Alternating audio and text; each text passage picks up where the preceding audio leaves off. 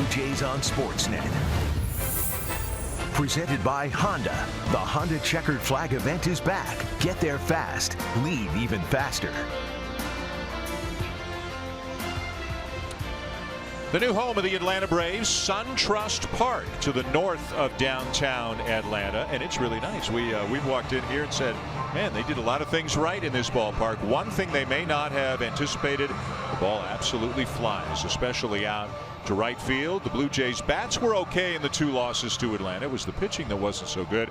We'll see what the bats look like tonight as we show you the lineup for the Blue Jays, beginning of course with leadoff hitter Kevin Pillar on a 6-game hitting streak and entered play today, tied for the American League in hits on the season, but Corey Dickerson had a couple this afternoon for the Rays, so he has pulled ahead of Pillar and Starlin Castro. And how about Devin Travis and how hot he is right now? 12 doubles in 14 games in the month of May, and with no Kendrys Morales, no DH in the National League Park, Travis all the way up to 5th. They will face Mike Foltynewicz. The 25-year-old is looking for a second consecutive quality start. He earned his first win of the season last Friday against the Marlins when he allowed 6 hits with no walks and a run over 6 innings. Foltynewicz made his major league debut against the Blue Jays back in August of 2014 when he was with the Astros. Just 2/3 of an inning, he allowed a walk, had his first big league strikeout against the Blue Jays, and that was against Jose Bautista. 1-4 record, won his first game last time out. Underway with Pillar swinging at the first pitch he sees and lifting a high fly ball into shallow center field. Enter Inciarte, Gold Glover a year ago is there. Pillar is retired on 1 pitch. A chance for us to show you the Atlanta defense and a lot of familiar faces after the 2 games the Braves just spent at Rogers Center with Kemp, Inciarte, Markakis in the outfield. Jace Peterson at third, Dansby Swanson at short, Brandon Phillips, 4-time Gold Glover at second. Of course, Freddie Freeman at first, Kurt Suzuki behind the plate. We've talked so much about Matt Kemp's offense over the last few days. He's a pretty good defender also. 2-time Gold Glove winner. 2009 and 2011, his 80 outfield assists, 3rd most in the National League since 2008. In the 2 spot tonight for the Blue Jays, Ezekiel Carrera. On a very warm night, it is 30 degrees Celsius.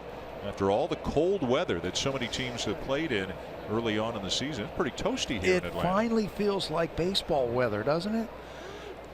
90 degrees. They got the big fans going in the dugouts tonight for both the Braves and the Blue Jays. Swing and a miss at a 98-mile-an-hour fastball. Foltynewicz has very good velocity.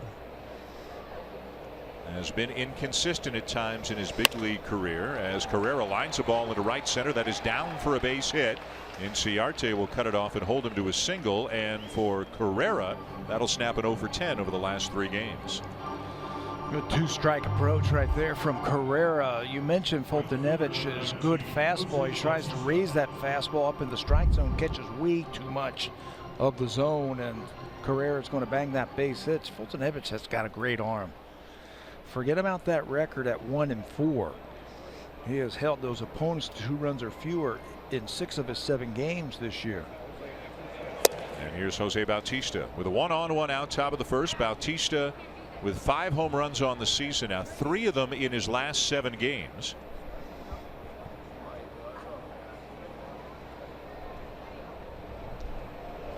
The dimensions of this ballpark are similar to the dimensions at Turner Field, which amazingly enough only was around for 20 years. Remember, it came in after the 1996 Olympics. And so the Braves started there in '97, played there through 2016. Here they are with a brand new ballpark, many miles away from where Turner Field was. That was south of the city. This is north of the city, more in a suburban area. And the dimensions are similar, but everybody was telling both of us before the game, especially to right and right center, it's flying. The wind is always blowing out in that direction. A lot more friendly, hitter friendly in this ballpark. It's only 375 to right center field, where in Turner Field it was about 390, so a lot more friendlier for left-handed hitters. And why not? It's built on Windy Hill Road. That's right. The wind blows out to right field. Shift on, 3 on the left side as Bautista takes low, and it's 3 balls and a strike.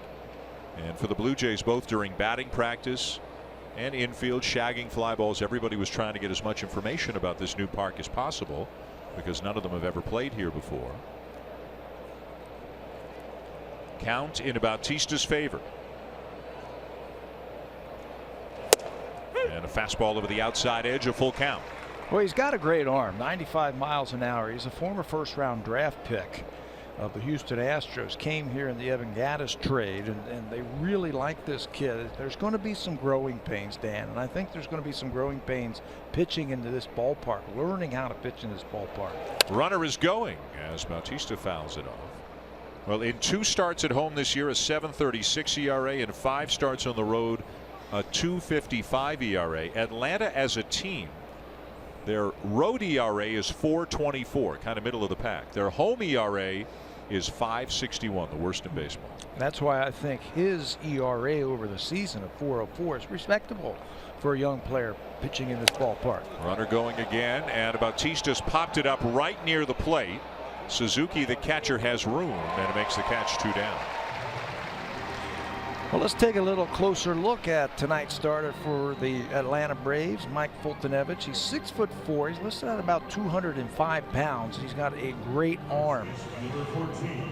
His pitch usage, he's going to use that fastball about 57% of the time. He's already hit it about 98 miles an hour. He's also touched 100 in his young career. Slider 25% of the time, curveball and changeup about 10% of the time.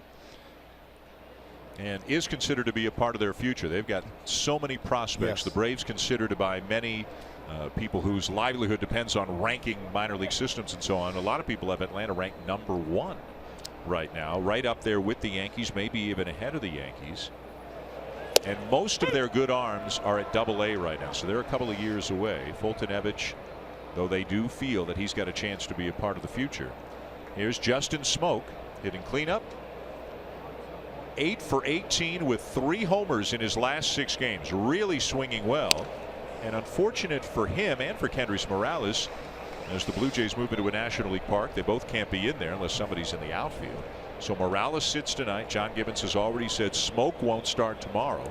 And then they'll do the same thing for the 2-game series in Milwaukee next week. Got to deal with it. And the guys were kind of joking around with Gibby before the ball game today. Hey, can Morales play the outfield? He goes, well, you know, he's been out there before.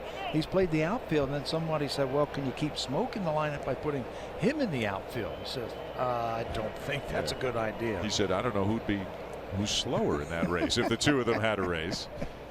They'd like to keep Smoak in the batter's box as much as they can with the way that he's swinging it. And of course, having Morales out of the lineup means you do have him available to pinch hit at a key spot later in the game. Same for Smoak tomorrow. That might work out for the Blue Jays. Remember, he's been dealing with some hamstring problems, and to throw him back out there in this hot weather, maybe it's better that he takes a little bit more time and eases himself back into that the at-bats that the Blue Jays want to get from him. It's always nice to have a guy like that, a switch hitter who can hit late in the ball game. 2-2 the count on Smoak. Overall 281, 8 homers, 25 RBIs. You just saw a curveball right there from Foltynewicz. That has a chance to be a pretty good pitch for him. He's got a good breaking ball. It's been a little bit inconsistent though. Chases that fastball running off the outside corner. Foltynewicz strikes him out, and the Blue Jays will leave the Carrera base hit aboard. Joe Biagini to the mound for Toronto when we come back.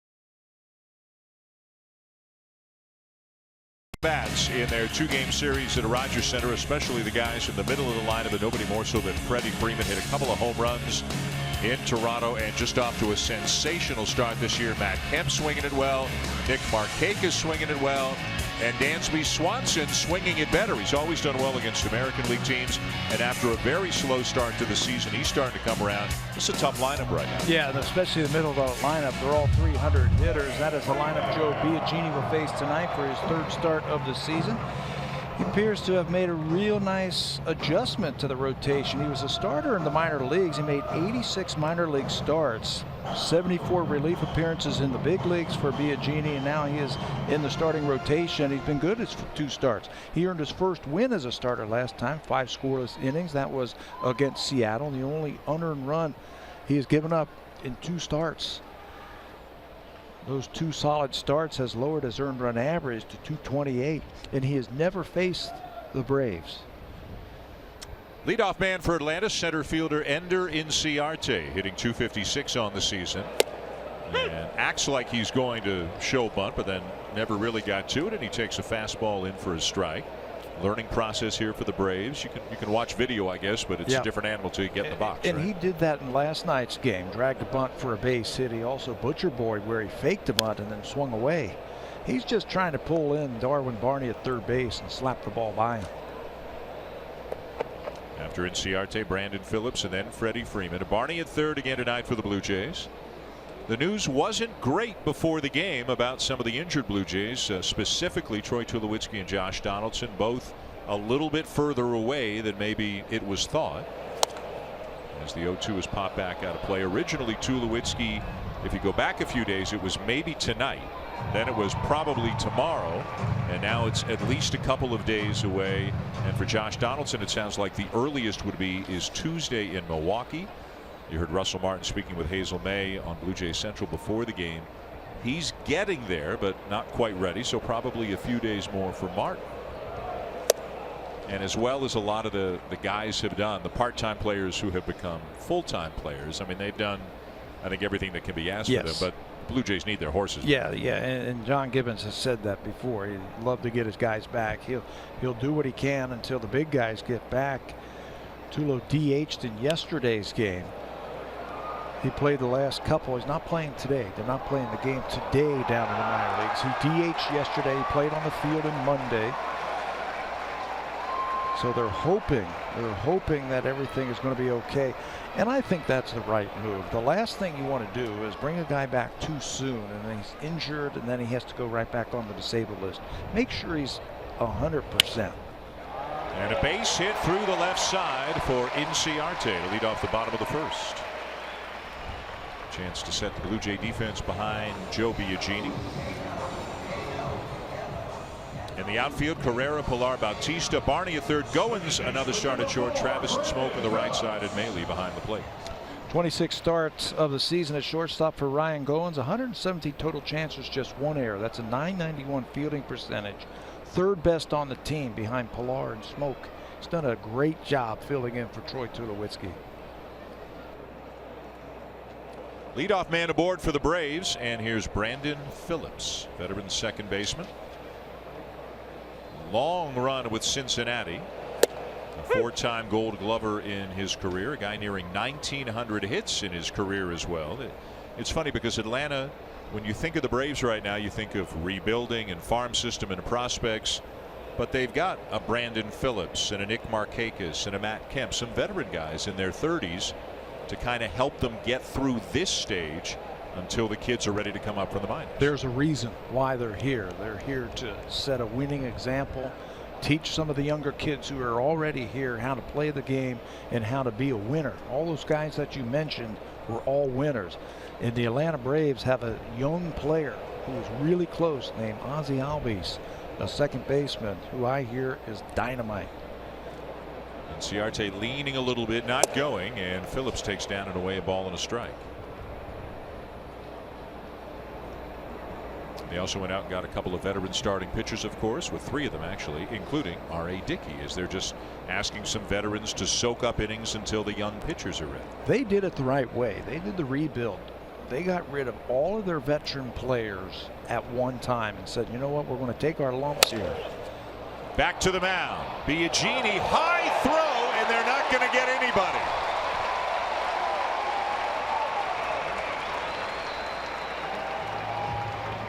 Probably go as an error right there by Joe Biagini. Before a pitcher delivers the ball to the plate with a runner at first base, he will check and make sure he knows who's going to cover on a comebacker.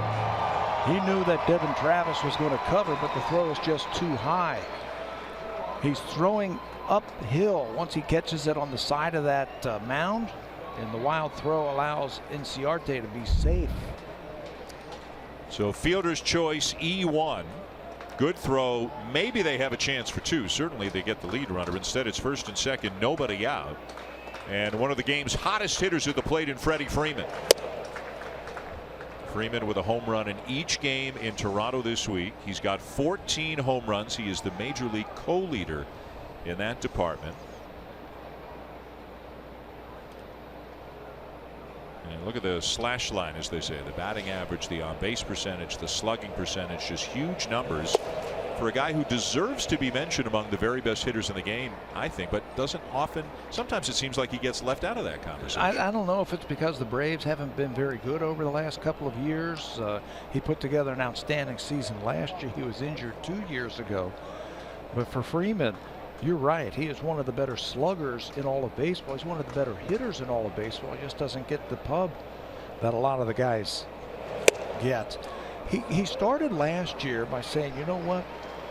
I know I've got power, but I've got to be a good hitter. I've got to be able to take the ball the other way. Started hitting the ball the other way, sprays the ball all over the field, but he never lost his power. He can hit the ball out in left field like we saw in Toronto. They're the home run leaders in all of baseball. Freeman, Judge at the top with 14. And he can turn on a ball. If you make a mistake on the inner half, he can turn on the ball and hit it out in right field. I think more so than anybody on the Braves, he's going to love hitting in this new ballpark. It is well suited for his skill set. 3-0. Can't assume he's going to be taking here. Ball 4. How about that? Bases are loaded with nobody out here in the first inning against Biagini. Well, John Gibbons was talking about it today. He was saying that we just could not stop this team. We would come back, we would get a little bit closer, and we just couldn't contain this team offensively. They would score some big runs for him. And the guy who did a lot of the damage is coming up now with the bases loaded, nobody out. Matt Kemp, who's off to a big start this year. He's hitting .348. He went 6 for 9 in the 2 games in Toronto. He has 6 career grand slams. Guy who had a big year last year too. Between San Diego and Atlanta, slugged 35 homers. And boy, did the Blue Jays need a ball on the ground and a chance to turn 2 and, in theory, minimize the damage here this inning. They'll trade a run for a couple of outs right now. When you're pitching like this, you're just looking for anything. An atom ball, a pop-up, a strikeout, a ground out, just something to record it out. 2-0. 6 straight balls thrown by Biagini. And this has not been what Biagini has been this year. He comes into the game tonight having walked only 3 batters in 27 2/3 innings. That's been the impressive part about Biagini. He doesn't get flustered or anything like that. He just pounds the strike zone with his cutter and his two-seamer.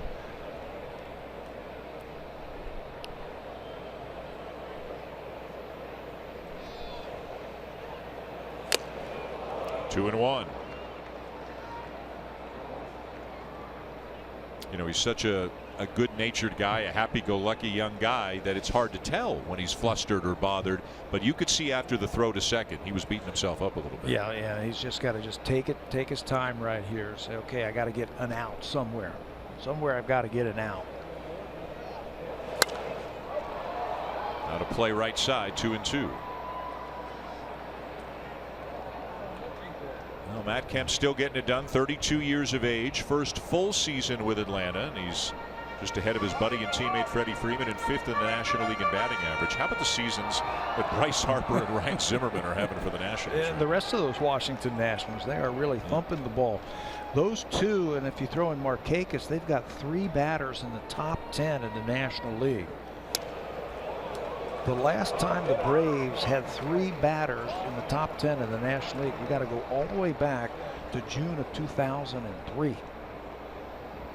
Gary Sheffield, Marcus Giles, Rafael Furcal were the 3 batters in the top 10 for the Braves. So it's been a long time since they've had these types of hitters. Really big pitch here in the early going for Joe Biagini. Bases loaded, nobody out, 3-2. He walked it, and that'll bring in a run.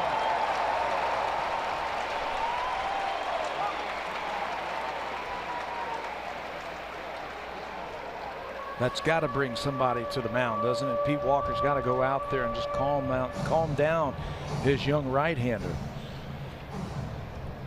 Slow things down. That's the thing about Biagini. He always seems to be under control, and if his cutter's not working, he can go to his 2-seamer. If his curveball's not working, he can go to his changeup. We might see him start to use the changeup a little bit more now that he's in trouble. Right fielder number 22, Nick Markakis. Deep breath for Biagini. Pete Walker makes his way back to the dugout.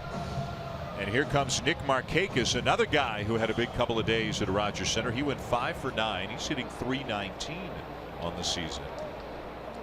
And a guy Blue Jays fans obviously very familiar with from all of his years with the Baltimore Orioles.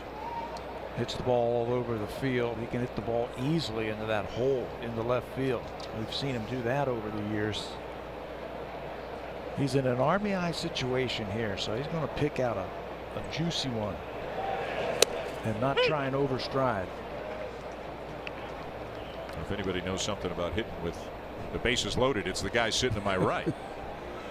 Career average of what, like 470 or something with the bases loaded. So did you go up there in that situation specifically, try to not do too much, not try to overswing? And I think I was the hitter like Nick Markakis, that type of hitter. Not a lot of home runs, so just take advantage of the situation.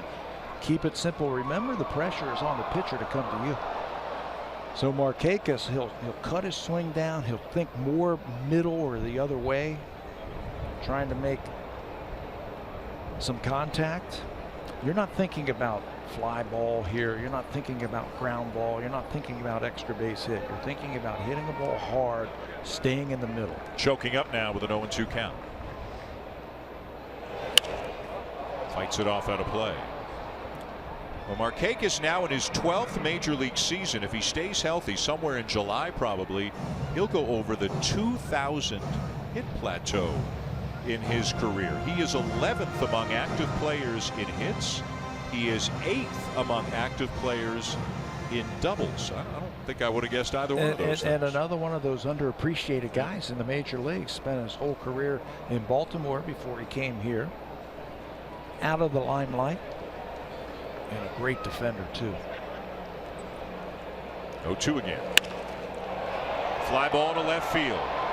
Carrera going back, and he can't get there. It's over his head and off the wall. A fair ball. Throw to the plate, and not in time, as 2 runs will score. Juggled at the plate by Maile. It'll wind up being a very long single for Markakis. Everybody had to wait and see if the ball was going to be caught or not, but it'll still bring home 2 more runs for Atlanta. Before Markakis came to the plate, Ezequiel Carrera asked for some sunglasses. The sun just hasn't set down the left field line yet, and he looks up into there and really had no chance on this ball. Just kind of flailed at that line drive down the left field line. I don't know if he didn't see it or what. Freeman's going to be safe because Maile dropped the ball. But the effort right there, just kind of threw his glove up there, hoping that that ball would go in, and it ended up being fair. Looked like a guy who's never played in this ballpark before, didn't he? Like he just didn't know how far away from the wall or the stands he was. And I think the Blue Jays, although 2-run score, I think they catch a break that Kemp didn't go to third. I mean, that ball eluded Carrera and then bounced back in towards the infield. I don't know how. I don't know how Kemp didn't get to third, because Markakis was halfway to second. He was waiting to go to second, but he had to retreat and go back to first. You know, not knowing the field, I don't think that's an excuse, because Gibby was talking about that today. They were talking about, hey, when you're in a new ballpark like this, what are some of the things that you can do? Now a drive off the bat of Kurt Suzuki to deep left field, and it is 6-0 Atlanta.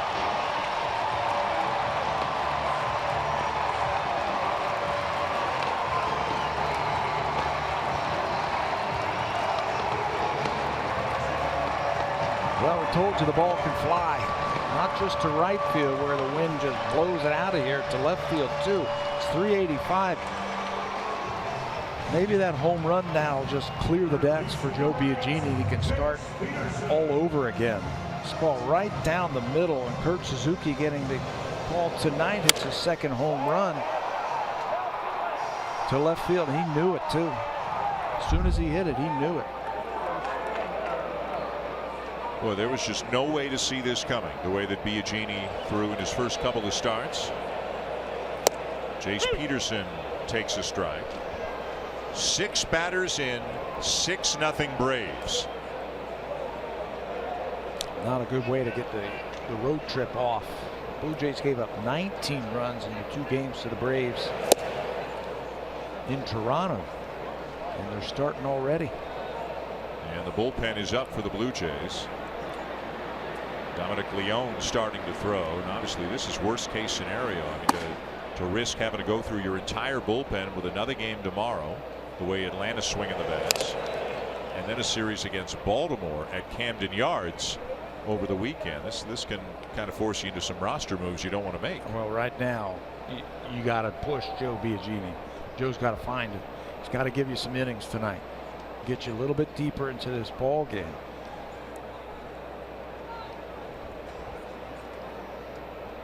Some of the things that managers have to deal with.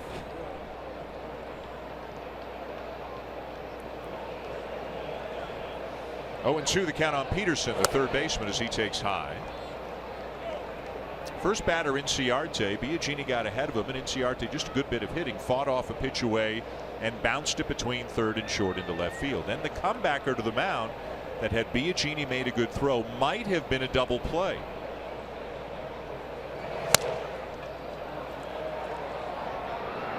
In a hurry, and they just do get him. Man, oh man, and Brian Snitker says, hang on a sec. We may want to have a look at that. Peterson flying down the line. And Atlanta considering whether they want to ask for a replay review of this play. That ball took forever to get to Devin Travis, and Jace Peterson, give him credit, flies down the line. I think he got him over there at first base. And the Braves agree. They will not ask for a review. Shortstop number 7. That's how you play the game. I don't care what the inning is or the score. Soft roller, try and beat it out, put the pressure on the defense. You were just talking about the error by Joe Biagini on the throw back to second base. I think that's where things kind of came undone for him just a little bit, because he lost and walked the next 2 batters. Home run clears the decks, and now you can start all over again. Here's Dansby Swanson. Unfortunately, you're starting all over again, down a half dozen runs right that's the bad news. Yeah. Swanson, former first overall pick by the Arizona Diamondbacks in 2015, was part of a trade that saw Atlanta send Shelby Miller to Arizona prior to last season. And Swanson did well last year with Atlanta when he came up late in the season as a rookie, but then got off to a very slow start this year, but is starting to come around right now. He's on an 8-game hitting streak, hitting .345 in that stretch, still hitting under 200 though at 194. Still qualifies as a rookie this year. Missed it by 1 at bat last year. So if he can get hot, who else is going to win Rookie of the Year in the National League? Now you put me on the spot. I didn't mean to. It's a rhetorical question. Yes. I think in the American League, Andrew Benintendi's going to be in the conversation. That much I know. There's a swing and a ground ball right at Travis, and he'll unload in a hurry to make sure he's got plenty of time. 2 down.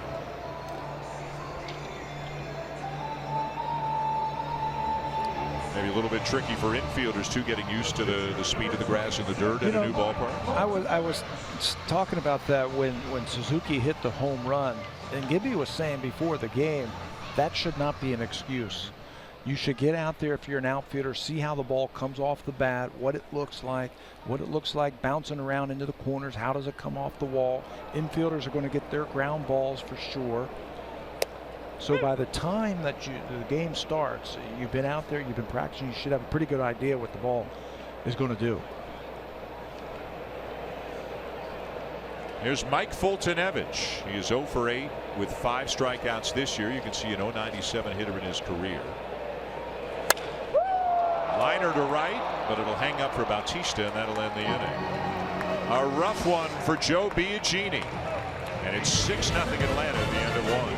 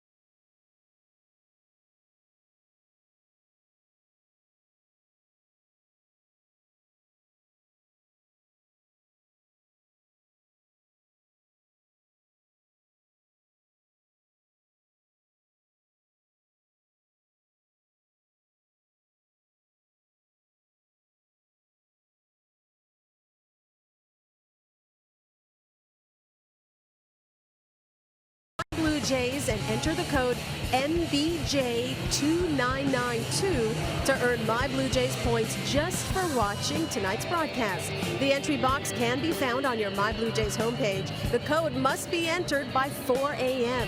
Look for a new code tomorrow. Dan. All right, Hazel, thank you. A lot of Blue Jays fans. Some of them were on our planes, the various planes that the broadcast crew came down on from Toronto. We saw some Blue Jays fans in the Toronto airport, again here in Atlanta. They're hoping for things to get a little bit better than they were in that first inning. Atlanta with a 6-0 lead and some long faces on for those Blue Jays fans. A struggle for Joe Biagini. The hot Devin Travis is going to lead it off here in the second. This has been a tough place for the Blue Jays to play in Atlanta versus the Braves. They have beaten them 13 times in interleague play here in Atlanta. And they've started hot tonight. Travis, as we talked about a little bit earlier, 12 doubles in the month of May as he faces Mike Foltynewicz. Travis has raised his average to 205. He's got 14 doubles on the season. That's in 14 games. He's got those 12 doubles. And I asked him today, I said, is there anything that you're doing? You know, what's going on there? He said, you know what? I finally found my A swing. It's taken a while. It's taken almost a month for him to get that A swing, but he's put a lot of work into it. And he said, you know what? I finally can trust it now. As a hitter, you can get up there and you can say, oh, I got a couple of hits, but you just don't feel right. Something doesn't feel right. He says, I feel really good right now, and I trust everything I'm doing. Bouncer to Swanson, and he'll make the play one down. Since Swanson made a play, we got to talking about rookies in between innings, and Cody Bellinger of the Dodgers, a guy who didn't start the year in the big leagues, is another guy who's definitely going to figure prominently into the Rookie of the Year conversation. And on the American League side, Andrew Benintendi is going to get a lot of competition from Aaron Judge, among others. How about those two? You know, everybody was just going to give it to Benintendi in the American League until what Aaron Judge has done. Don't forget about Hunter Renfroe and Josh Bell also in the National League. couple of guys who've hit 7 home runs also. Ryan Goins, the batter, the Blue Jays shortstop, hitting .208. And after a real hot streak for Goins, he's now in a bit of a rut. He is 0 for 12 in his last 3 games.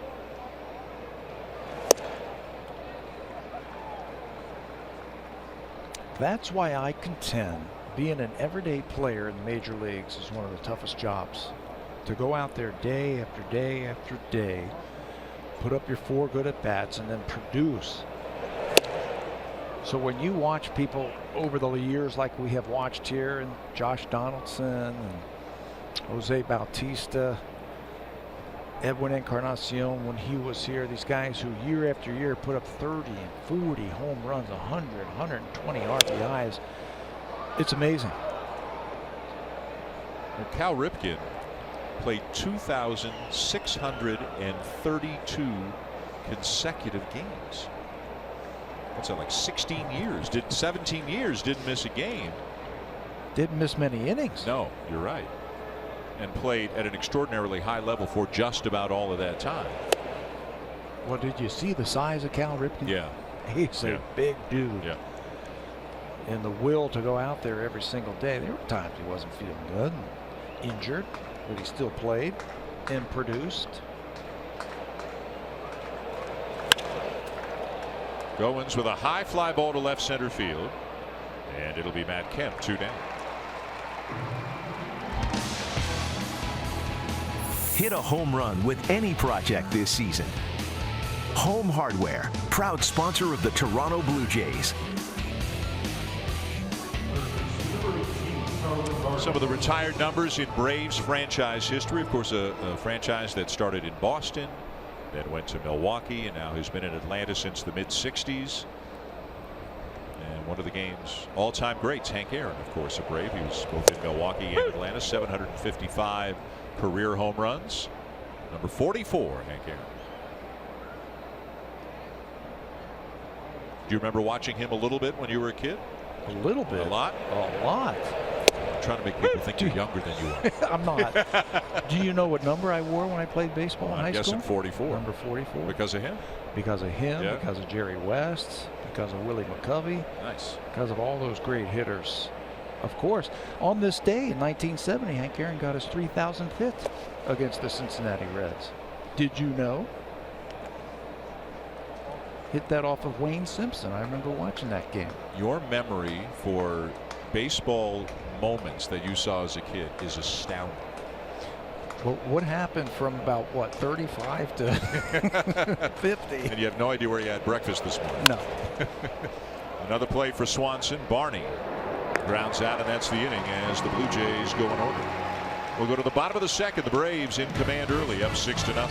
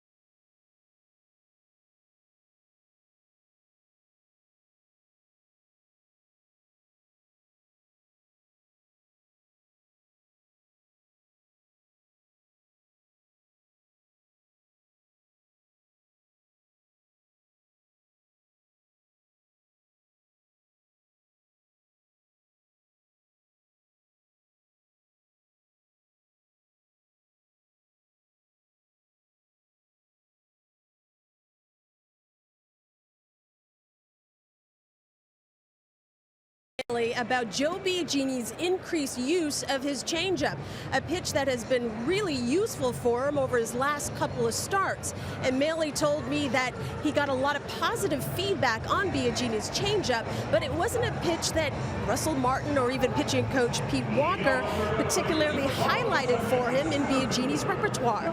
Maley called for it a lot the last time the two worked together because the opposing hitters, he told me, were taking such bad swings on it. In fact, Maley said in between innings, he asked Russell Martin, quote, "Am I seeing this right?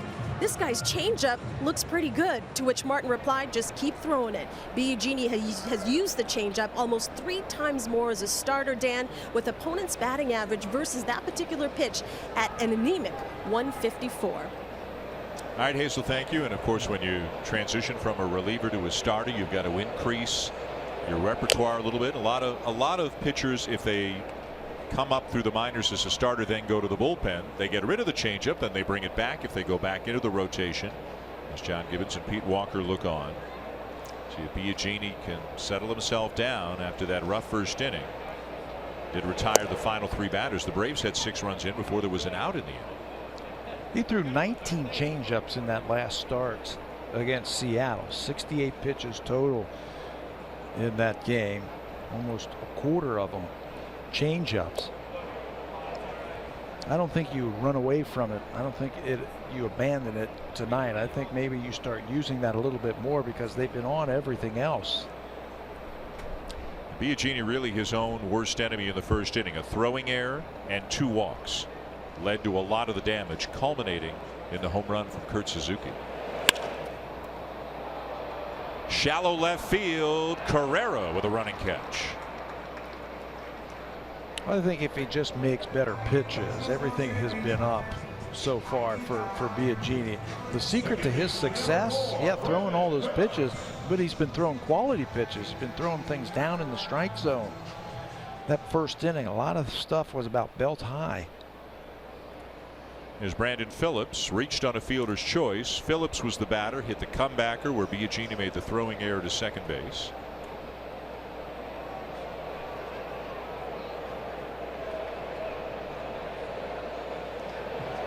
One other thing about Biagini, even though he is now a starting pitcher, at least at the moment, he continues to work from the stretch. In spring training, when the Blue Jays started stretching him out, in case something happened to one of the 5 regular starters, Pete Walker worked with him on getting back into the windup where he was a couple of years ago in the Giants system. But it sounded like it just didn't come back that easily or that naturally. The muscle memory wasn't there, a little bit uncomfortable, so they decided for the meantime just to leave him in the stretch. Yeah, said it felt weird and just didn't work. He started a game, I believe, down in spring training, tried to throw out of the windup, and it just wasn't right. So he said Pete wants him to just be Joe Biagini. Just do what got you here. I want you to treat these outings just like any other outing as a reliever. Whatever that is. He'll throw his side session in between these starts, but he just won't do anything more. He wants him just to feel like he is a reliever. Well, Freddie Freeman, a big rip at that first pitch. We talk about guys who really get after it or have uppercut swings. Chris Bryant of the Cubs has a big uppercut, gets the ball in the air, hits for tremendous power. Kyle Schwarber, also with the Cubs. I mean, he's swinging with intent as well. Freddie Freeman, and you talked about his first time up, he's not just looking to be a singles hitter. No. Not that he was at the beginning of his career, but he knows he can do some damage. He can hit the ball all over the place, but he can hit it with power. I remember seeing him a few years ago, maybe 3 or 4 years ago, when he was a young player playing the Blue Jays in spring training. He had made a name for himself, and he was taking cuts in the batting cage. Lee Elia was one of their batting coaches then, and Lee said, watch out for this kid. This kid's going to be a great hitter someday. And I asked him, I said, why? He says he's got strength and he's got power, but he knows how to hit. He can hit the ball the other way. He can handle any pitch thrown to him. It's going to take him a couple of years to get used to major league pitching. And he had a great year last year. Averaged about 20 home runs per season until last year when he hit 34. And as we mentioned his first time up, he's already got 14 this year, the major league co-leader. His OPS is over 1,200 right now. Only Bryce Harper has a higher OPS than Freddie Freeman. And this is the way he was August, September last year.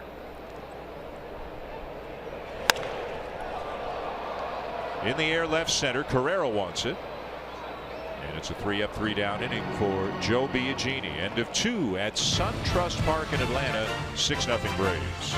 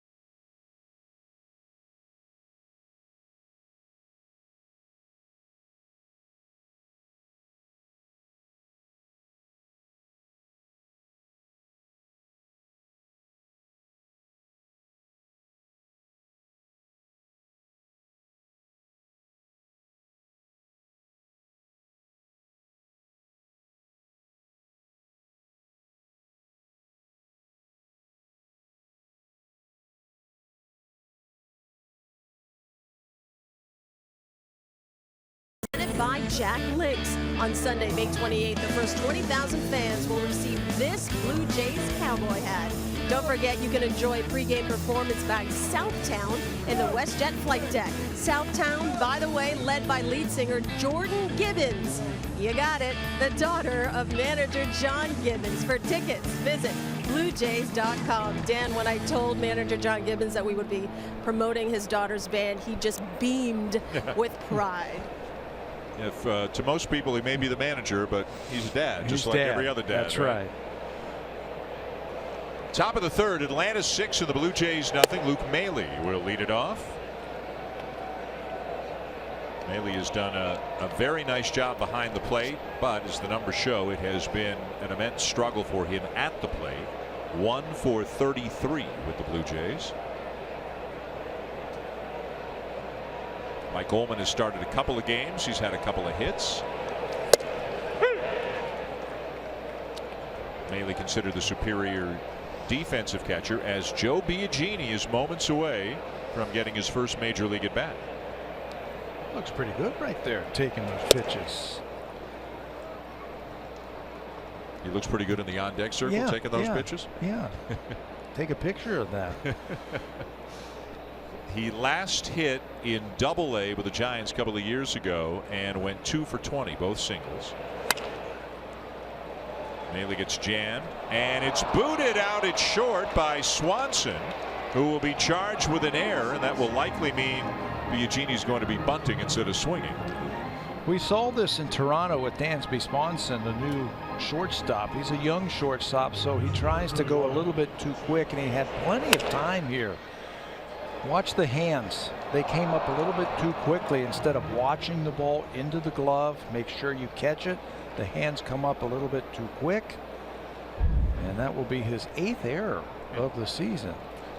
So Biagini up there to bunts, and bunts it foul. Got a piece of the catcher Suzuki, and then it goes to the backstop. I think he looked a little bit more comfortable taking in the on-deck circle than he did on that first bunt attempt. Yeah, now he's got to go up there and make contact and do something. Tomorrow night in the second game of the series, Marcus Stroman will be on the mound, and you know he is itching for an opportunity to hit. We saw that earlier this year. He's batting 1,000. Yep. Biagini gets it down and gets it done. A sacrifice in his first big league plate appearance. Moves Maile to second. That away, Joe. Look like you've been doing it your whole career. He bunted it properly to the right side of the infield. He made the first baseman field that ball. Freddie Freeman had some ideas of maybe going to second base and getting that lead runner, but thought better. Look at that. Lots of high fives. I think they're trying to cheer him up a little bit too.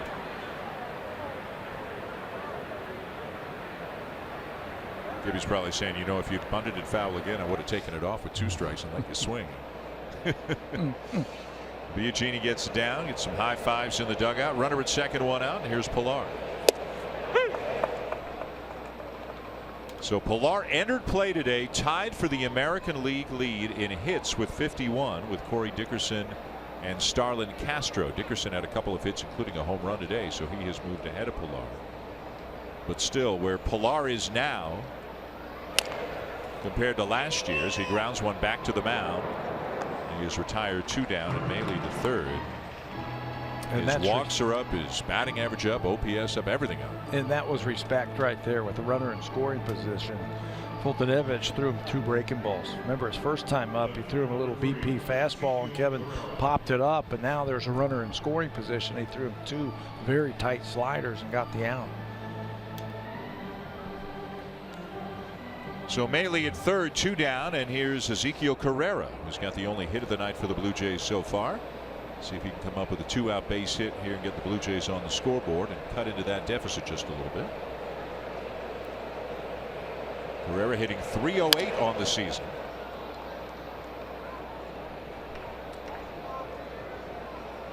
The Blue Jays with a 4-man bench tonight. One of them, Morales, not DHing because the Jays are playing at a National League park. Also Chris Coghlan, Mike Ullman, and Daryl Siciliani. So it's an 8-man bullpen for the Blue Jays tonight.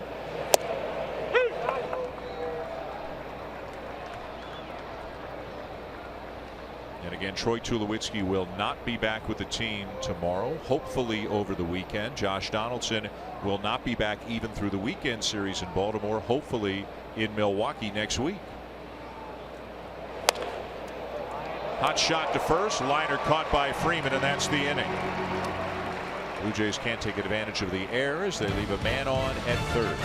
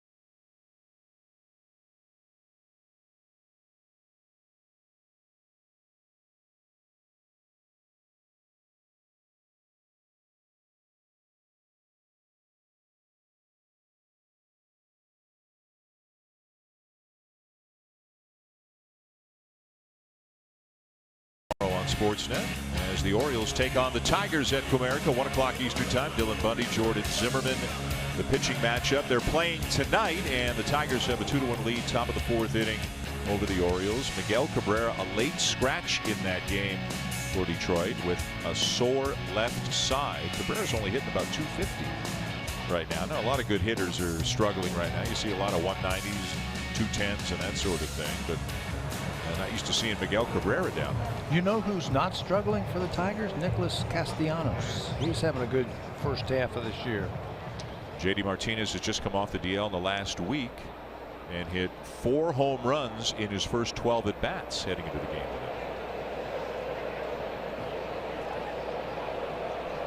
today. 6-0 Atlanta. Bottom of the 3rd. Matt Kemp leads it off. Walked with the bases loaded in the first inning. One of 2 walks issued by Biagini. For Kemp, his 23rd RBI on the season. This team really took off after they got Kemp from San Diego at the trade deadline last year. The Braves won 20 of their last 30 games. A lot of it had to do with their offense, especially Matt Kemp in the middle of that lineup doing his thing. Freddie Freeman got more pitches to hit.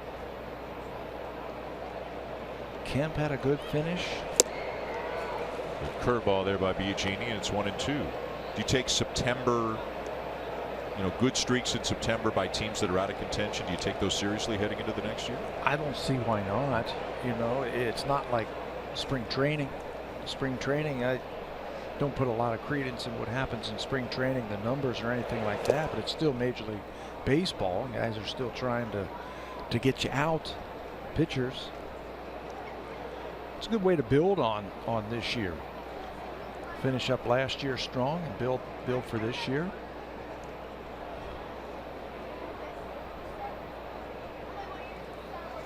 Well, even though Biagini is struggling, the longer he can stay out there and continue to build up his pitch count as he gets Kemp swinging for his first strikeout of the night, although it may not help him or the team tonight, it's a step in the process of becoming more and more of a starting pitcher, being able to throw more pitches and go deeper into games. There's his changeup. That's a good one. It's about 88 miles an hour or so, but it was a dive bomber right under the bat as he picks up his first strikeout.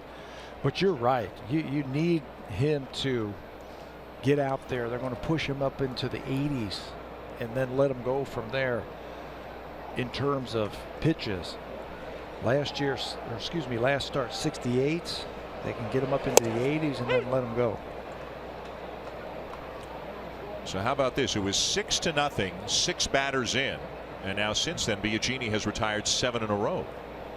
Markakis had a 2-run single, a ball that hit the wall deep in the left field corner on the fly.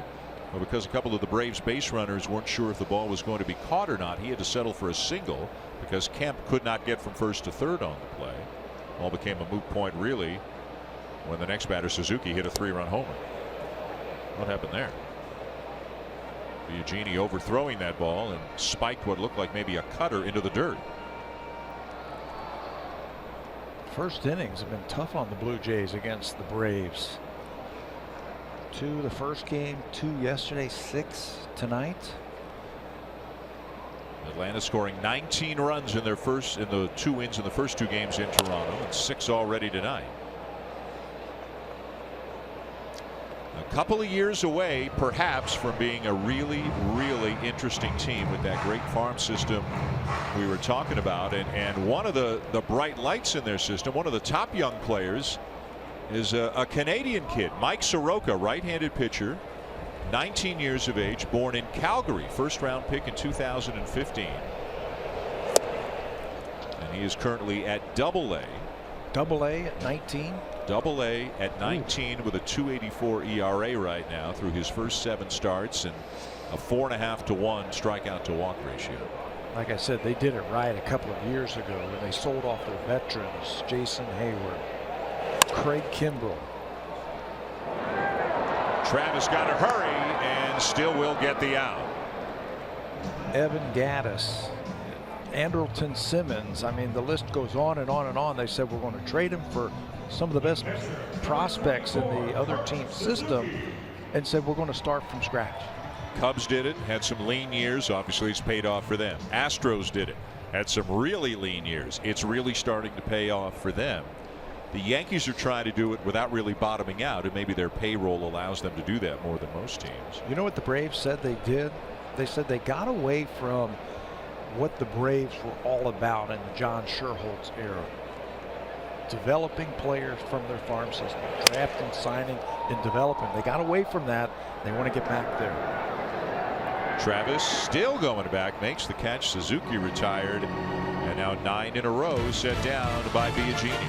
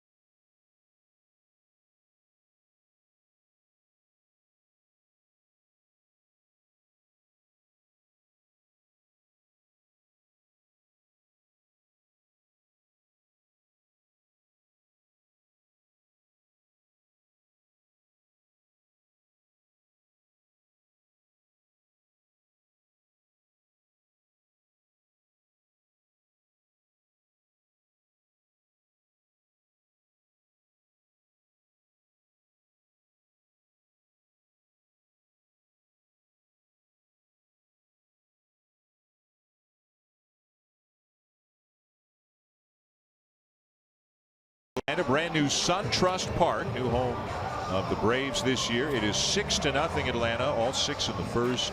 Capped by a 3-run homer by Kurt Suzuki off Joe Biagini, who's now retired 9 in a row. Blue Jays do not have very much to show for their efforts against Mike Foltynewicz so far. Just 1 hit through the first 3 innings. Suzuki with the big home run that capped that 6-run first. Foltynewicz hasn't walked a batter. He's got 1 strikeout. Comes in 1-4 with a 4.04 ERA as he faces Jose Bautista to begin the 4th. And he's great at the beginning of the ball games. You look at his numbers and break him down through the first couple of innings. He's great, but that second time through, opposition have been able to figure him out. His ERA from the 3rd inning on, it's over 5. Bautista, Smoak, and Travis for the Blue Jays here in the 4th.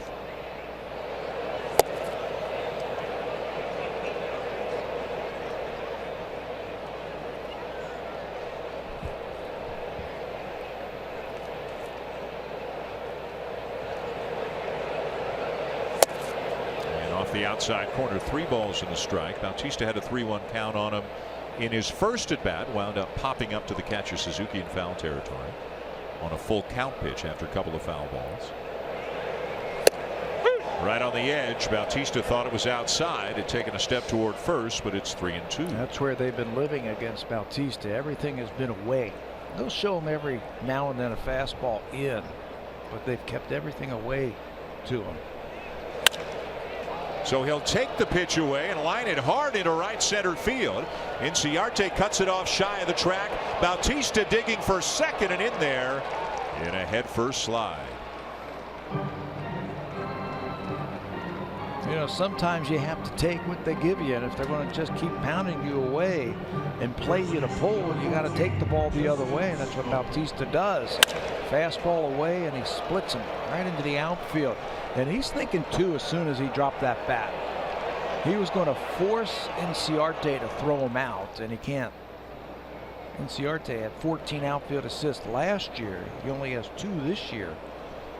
Bautista hustles himself to a double. Here's Justin Smoak, and a big swing and a miss at a fastball up and away. It's 0-1.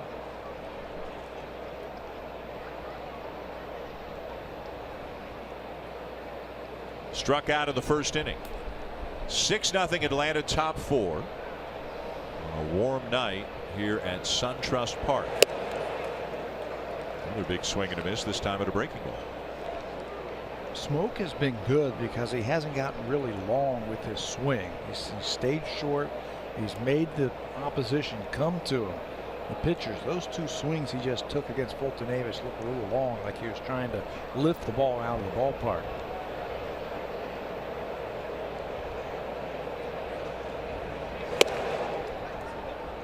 See, Suzuki wanted that fastball in on the hands of Smoak, and he missed. Foltynewicz missed up and away. 100 miles an hour with that one. Reached back for a little something extra. And he missed his spots. He's better when he's 94. 92, 94 in that area because he's in the strike zone then. You saw right there, he just tried to reach back for a little something extra and missed by a mile. Former first-round pick of the Astros back in 2010. Foltynewicz had to have surgery in September of 2015. Had part of a rib removed. Was experiencing blood clots in his throwing arm and had to have a procedure to alleviate that. And some elbow trouble last year when he went 9-5 with a 4.31 ERA in 22 starts with the Braves. Won his first game last time out. And a respectable earned run average. He hasn't given up more than 2 earned runs in 6 of his 7 starts this year. He had one really bad one a couple of starts ago against St. Louis. Smoak with a high fly ball to right center field, gave it a ride, and Smoak has hit it out. A 2-run homer to right center has the Blue Jays on the board, now trailing 6-2. You know, I ran into Smokey in the locker room today, and I said, have you been out on the field yet? And he said, no. I said, you know about this ballpark? I said, this is going to be a good ballpark for you. And he said, yeah. He said, R.A. Dickey was telling me that he thought he was leaving a hitter's ballpark and he was coming to a pitcher's ballpark. Not so. He said this is a pitcher's ballpark, especially for left-handed hitters. Shortened up with 2 strikes on that one and gave it a ride. Number 9 on the season for Justin Smoak. Now Devin Travis.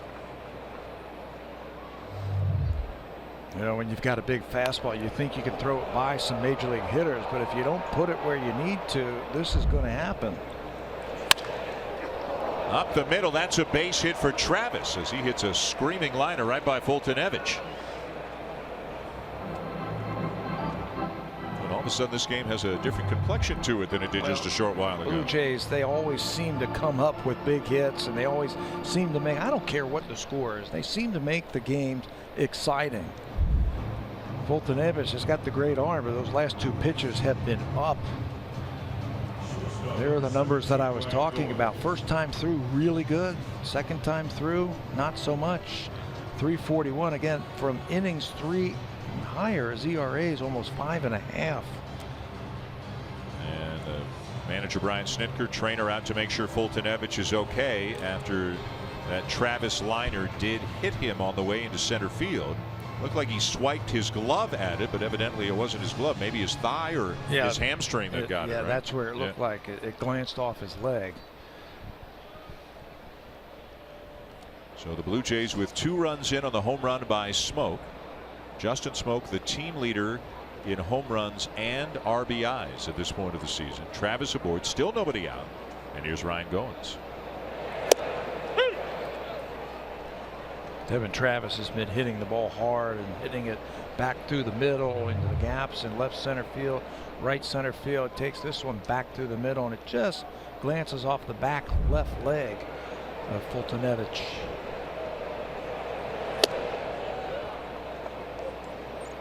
By the way, Tabby, the 9th home run of the year for Smoak. He didn't hit his 9th home run last season until early July. He's got it in mid-May this year. Playing time. He's getting himself some consistent playing time.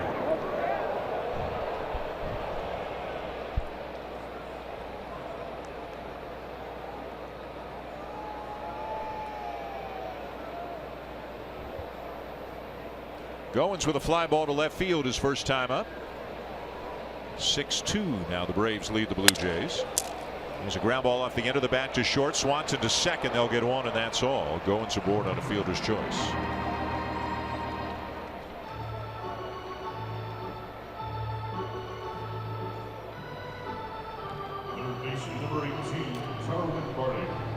And now Darwin Barney hit a ground ball to short his first time up. Barney in at third base again, with Josh Donaldson still on the DL. You can put this guy anywhere on the field, he's going to give you a great effort. He always seems to come up with something to help you win a game. Playing some third base here. He's familiar with Atlanta. Spent a lot of years over in the National League. He's going to give you a great at bat too.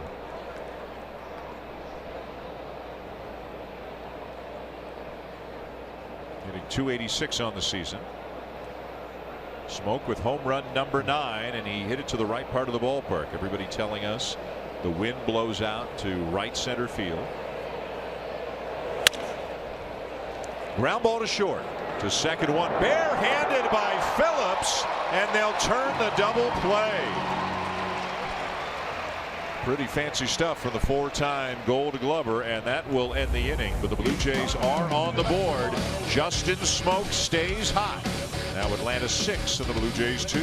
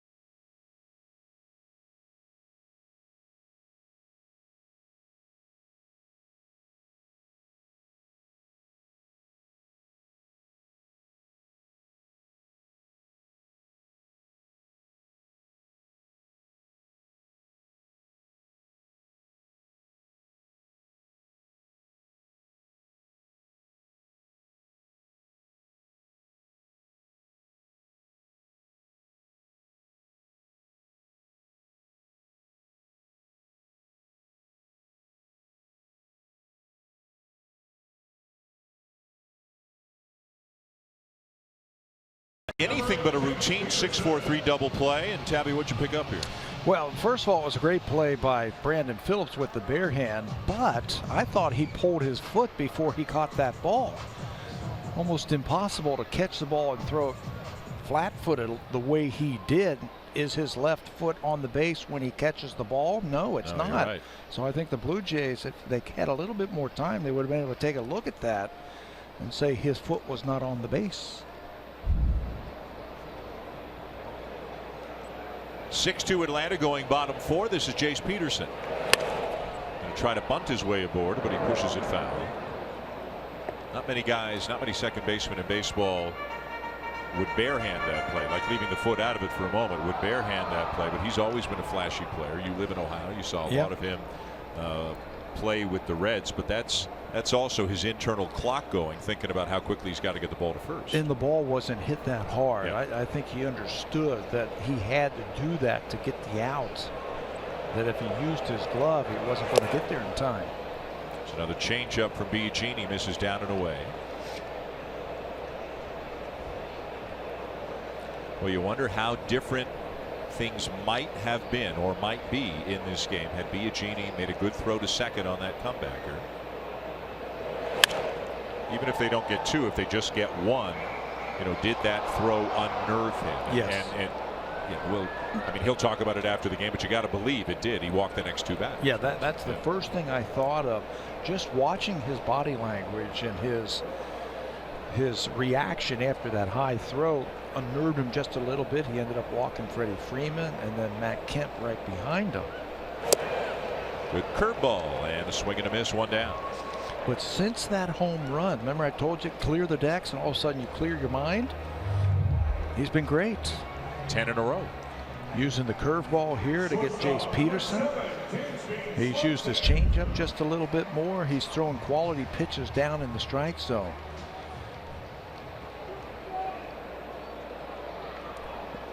Dansby Swanson grounded out his first time up.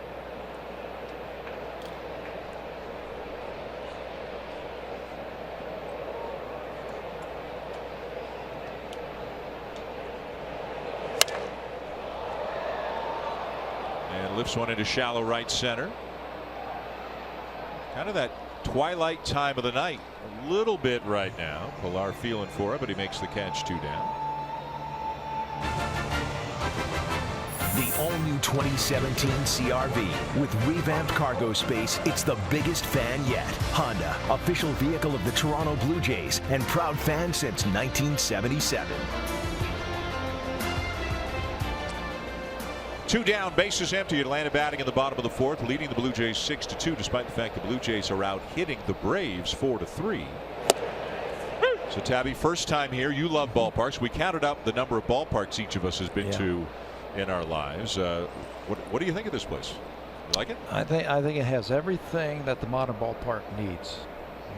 You can walk completely around it without leaving the stadium. That's a big thing. Kids nowadays, they want to come to the game and they want to walk around, and all they can do is they can keep walking around. They've got restaurants. It looks like they've got some nightclubs and some meeting places. Hotels out here. Going up. Yep. Hotels are going up. And they call the area the Battery, and they're building all around the ballpark now. Probably all will be ready by next season, you would imagine. Tell you what they have is the biggest scoreboard I have ever seen in my life. I'll tell you, if you've got a batting average of 0 like Mike Fultonevich has right now, I sure wouldn't want to see that at that size. That is the biggest I've ever seen. I thought the one at Turner Field was big. Swing and a miss. Biagini with another strikeout. He's now retired at 12 in a row. Time now for an update. Here are Jamie Campbell and Greg Zahn in the Samsung broadcast studio.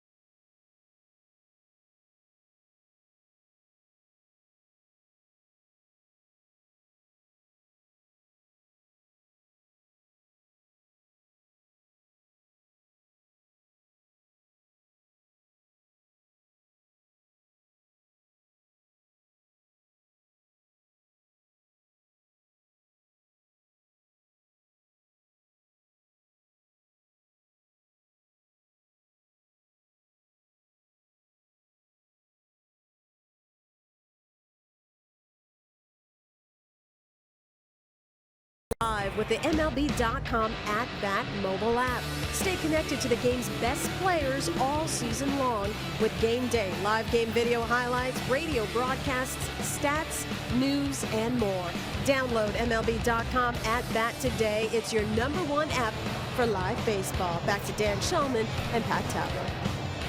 Hazel, thank you. And as we go to the top of the 5th inning, this is between innings. John Gibbons talking to Joe Biagini, who's due up second this inning. And is that going to be the end of the night for Biagini? I think it is. Biagini got strong. Just that one bad inning, as you see Aaron Loop start to warm up, and that's always a key that his night is over. It's interesting because you understand they're down and he's due up second and you don't want to give it out away. Part of the process, though, is stretching Biagini out so that he can pitch deeper and deeper into games. He threw 68 pitches last start. He's at 67 right now. But John Gibbons looks like he is opting to take him out of the game, get a pinch hitter up there, and go to the bullpen. Luke Mailey's going to lead it off. You know, part of it is, too, Dan, that you're thinking about, remember how down he looked after he made that error, and then how down he looked when he came off of the mound in the first inning? Well, he rebounded, what, 12 in a row? Yep. So now he's feeling pretty good about himself. So you take him out of the game when he's feeling like that, and maybe you're building something for his next start. Popped up, shallow left field, and it's going to fall between the left fielder Kemp and the shortstop Swanson, and Mailey bloops one in there for a base hit. You know, I thought Dansby Swanson had no chance of catching that ball, and I think that's an instance where he should have just laid off of the ball and just let Matt Kemp come in and get it. He went travel far out there, and Kemp knows that he's coming, and there's a little bit of a collision out there where if he just lets him go, Kemp can just run underneath that ball and make the out. So that's an instance where being a little bit too over aggressive can hurt you. So the Blue Jays will take it. A bloop single. Mailey will certainly take it. He's aboard to begin the inning, and here's the pinch hitter, Daryl Siciliani. With Steve Pearce going on the DL, the Blue Jays needed another outfielder, another position player, and they bring up Siciliani, who so far this year at AAA Buffalo really has been struggling. Just a 145 average, 11 for 76. He told me today, he said, my first 50 at bats at AAA, I had no idea what I was doing. Every time I came up to the plate, it seemed like it was 0-2. The ball looked about the size of a golf ball. I had no feel of getting hits. He said, my last 10 games or so, I've started to hit the ball really hard, and I'm starting to feel it again. A career 283 hitter in the minors. Last year at Buffalo, he hit 266. 27 at bats with the Blue Jays last year, went 3 for 27. Remember, he tore it up in spring training last year. Yep, and almost made the club. Well, he said his last 10 at bats, he said, I hit the ball hard 7 times. He said, if I get a chance tonight, I'm going to be swinging away. I'm going to get my 3 hacks when I get up there. If I pinch it tonight, I'm going to try and take advantage of it. Fouls one off to stay alive at 1-2. So Biagini winds up going 4 innings, gives up 6 runs, 5 earned. All the runs scoring in the first. He finishes his night by retiring the last 12 he faces. In and out of the mid of Suzuki, so Siciliani's still at the plate. He's getting his hacks in, isn't he? That's what he said he was going to do. With Jacoby looking on.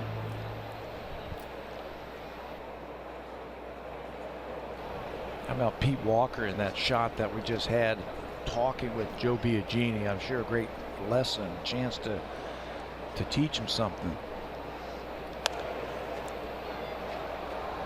Always teaching, always trying to show him something in the game, even though his night's over. That's those 2 right behind Rook Jacoby. Leadoff man aboard for the Blue Jays here in the 5th, trailing 6-2. And again, the 1-2 pitch, and another swing and a foul back by Siciliani, putting up a good fight here. Tell you, it's funny. You can start a season and have no idea, even though you're a veteran like Siciliani, have no idea. You say to yourself, when is the next time I'm going to get a hit? You just feel so bad. You can come to the ballpark the next day and everything changes. And he says, I'm starting to feel like I can hit again.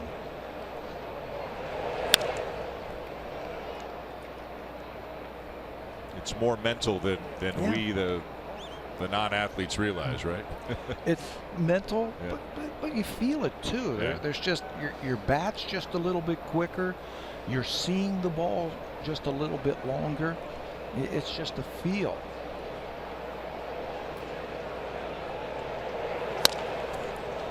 And a ground ball to the right side. The only play is to first. Siciliani retired. Maile to second.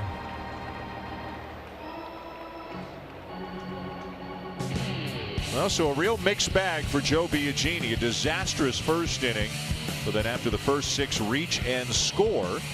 He retires the last 12 batters he faces. 67 pitches for Biagini. They're hoping to get him up into the 80s, but they're going to get him out of there on a high note. A couple of walks. They came around to score in the first inning. That was Freeman and Kemp. But since that home run from Suzuki, he finished strong. He struck out 3 of the final 6 batters that he faced. Here's Kevin Pillar. Blue Jays just looking to chip away. Still a ways to go. Justin Smoak with a 2-run homer last inning to get them on the board. Base hit here for Pillar. Could get Maile in with a run. Pillar 0 for 2 tonight, hitting .309 on the season. He is 1 home run away from matching his total from all of last year. He looks like a different hitter, doesn't he? At the plate, so confident.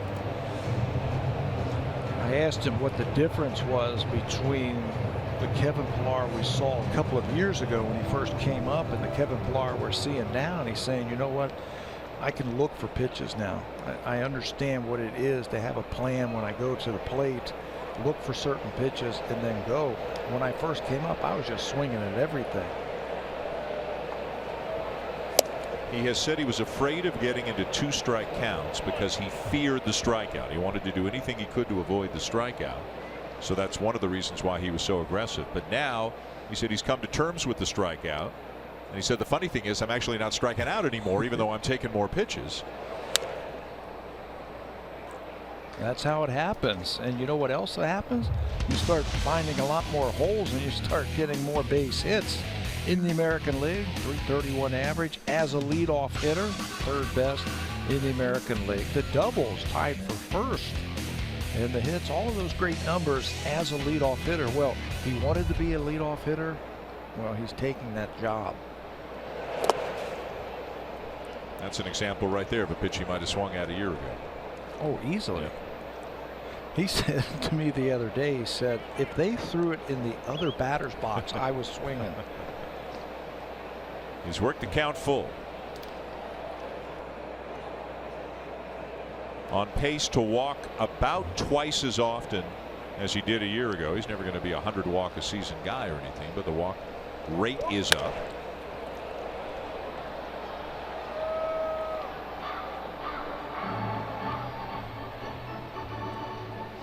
Guy who's really had to prove himself at every step of the way. I mean, can he be a good minor league player? Can he be a major league player? Can he be a good major league center fielder? Can he be a leadoff hitter? And he's passing every test. I go all the way back to high school. You know, didn't really have all the big numbers coming out of high school. The offers. Swanson up with it. Will throw out Pillar 2 down, Maile to 3rd. Didn't have the offers. He wasn't drafted. Had to go to a small college, prove himself once again. And here he is. Plays every day. Yep. And plays through injuries too, or through discomfort or pains or things that where a lot of people take the day off. He doesn't take the day off. People forget about that last year, that he had some injuries. In fact, the last 2 years to his hands, a thumb injury and a broken hand that he played through. Ezekiel Carrera's had a couple of good at bats. A base hit to center his first time up and a hard liner to first his second time up.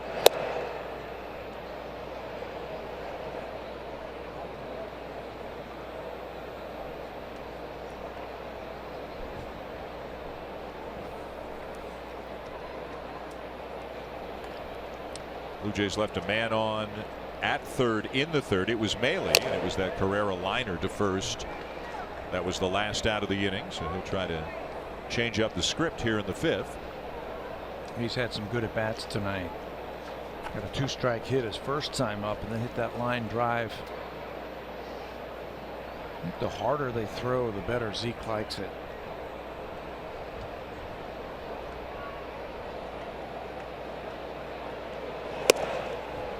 Well, then he'll like Foltynewicz. I don't know if Suzuki's having any fun. Yeah, reached back for a little something extra there again and missed his target again. Scouting report I have on him that he pitches better when he's at 94. He gets a better feel for his fastball. That one's going to get away. Runner coming home. Safe at the plate is Maile in a headfirst slide to make it 6-3.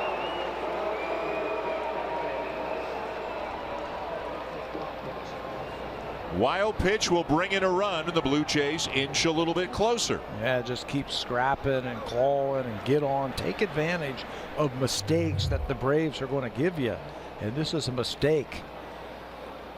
Suzuki just can't get over there and get a good part of his body on the ball. If the throw was a little bit lower, they might have had a shot, but the throw from Suzuki is a little high. Foltynewicz, by the time he gets down, he tags him on the shoulder and he's safe.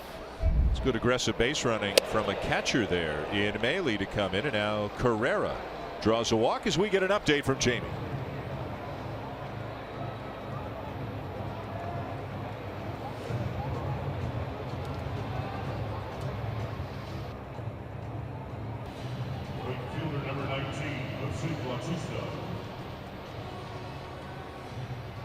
All right, Jamie, thank you. On the other side, Jonathan Scope, Wellington Castillo with the big nights for Baltimore. How about that crazy game they had last night? Baltimore winning 13-11. The Orioles got 3 in the 12th.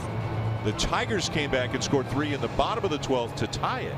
And then Baltimore got 2 in the top of the 13th and hung on to win 13-11. Chris Davis doing all the damage late. Hit a home run in each inning, right? Hit one to tie, one to give them the lead in the 12th, and one to give them the lead again in the 13th.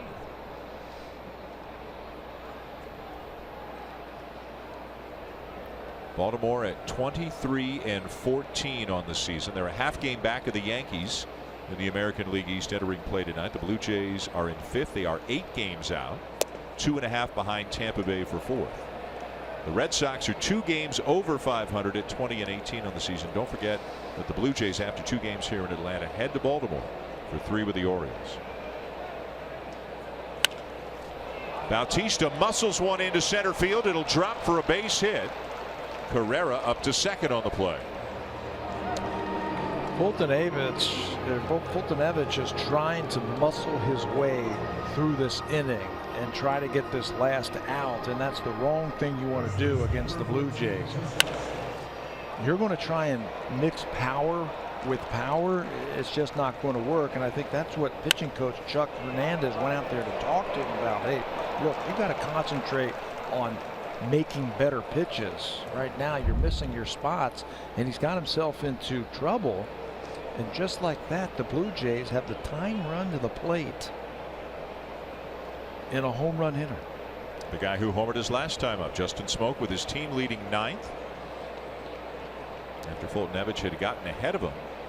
Some activity now underway in the Atlanta bullpen as the Blue Jays are scratching and clawing their way back into this one. And there's a strike that was called a ball because Suzuki's set up so far outside, had to reach across his body. You can see from pitch cast it caught a lot of the strike zone, but all that movement by the catcher cost the Braves a strike. And it cost a chance to challenge Justin Smoak again. I'd much rather be hitting 1-0 than 0-1. Foltynewicz evens it up with a fastball over the outside corner, 1-1. Carrera at second, Bautista at first, 2 down. And that breaking ball a little bit high, ball 2, as Josh Kallmenter is up now in the Atlanta pen. One of the more unusual pitching motions that you will see easier to see when he's in the game, and you can have the camera from behind in center field. How he almost reaches behind his head as he starts his movement to the plate. Smoak works it to 3-1. How about this? Just sitting fastball. Oh, easily down too. Lift one out of here. Tie this thing up.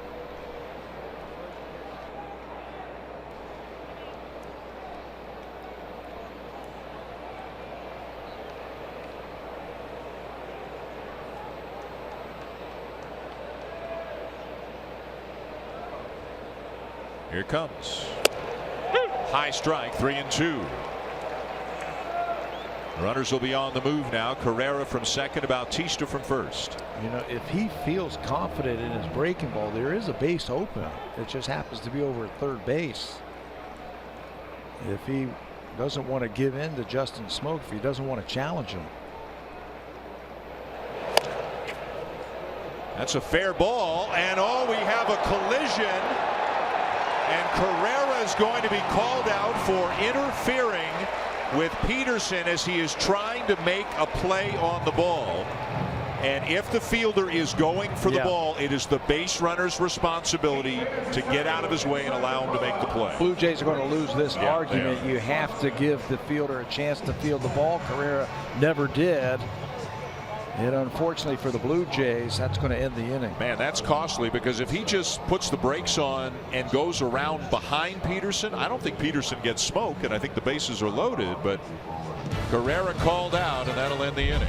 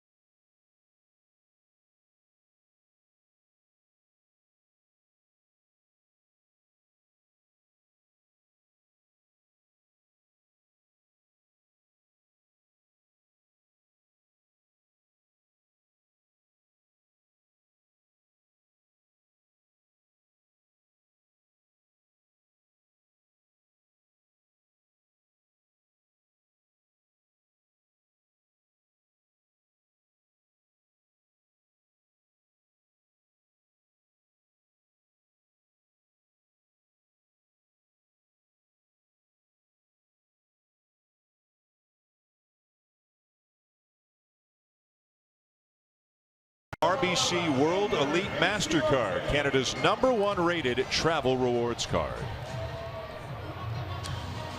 And a couple of changes for the Blue Jays going to the bottom of the 5th, Tabby, including Aaron Loup in from the bullpen. Lots happening right now on the field. Aaron Loup will come in for the 18th time. He's put up some good big numbers. 1-0, 225 earned run average. He's worked in 16 innings, and he's had 16 strikeouts. His fastball's got a little bit more giddy up to it, and his breaking ball has been a lot better. Staying in the game, Daryl Siciliani will take over in left field in the double switch.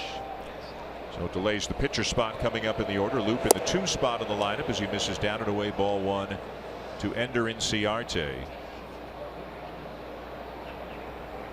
Just an unfortunate play by Carrera, and clearly the right call made by the umpire, although the Blue Jays protested a little bit briefly.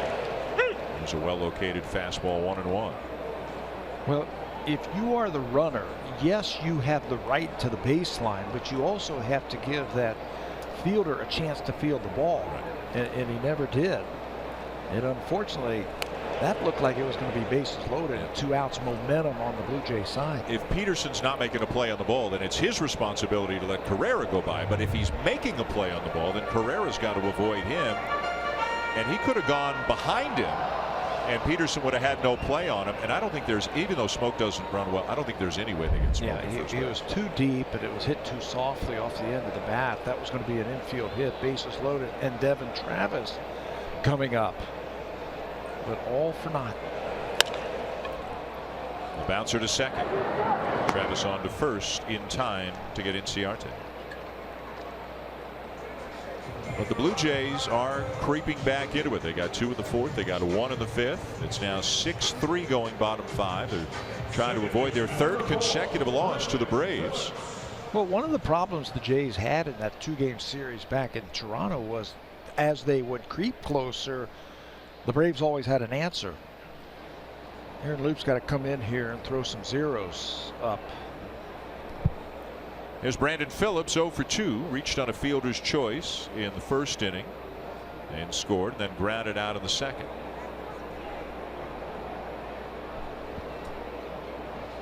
If you're wondering about the scoring, when Biagini threw the ball to second and it was high,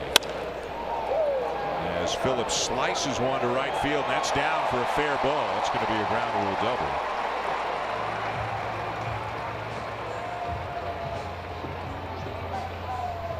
The error is on the throw to second, allowing Inciarte to reach second safely. It's scored a fielder's choice for Phillips going to first, even though there was an error on the throw, because you can't assume a double play. And Joe ends up with 5 earned runs. Ball slicing down the line. One of the guys who kept it going for the Blue Jays, or excuse me, for the Braves last night was that man right there, Brandon Phillips, with a couple of doubles, one down the left field line, one down the right field line, and he's at it again with a 1-out double. And here's Freddie Freeman, a walk and a fly ball.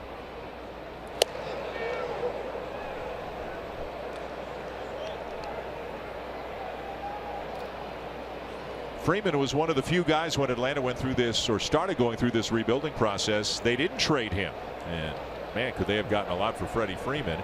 But they signed him to an 8-year extension. That pitch runs in on him and hits him, or did it? No, it hit his bat. So Freeman is looking like he got hit. The Blue Jays say it's a fair ball, and that an out should be recorded. Now Freeman certainly looks like he was hit on the left hand.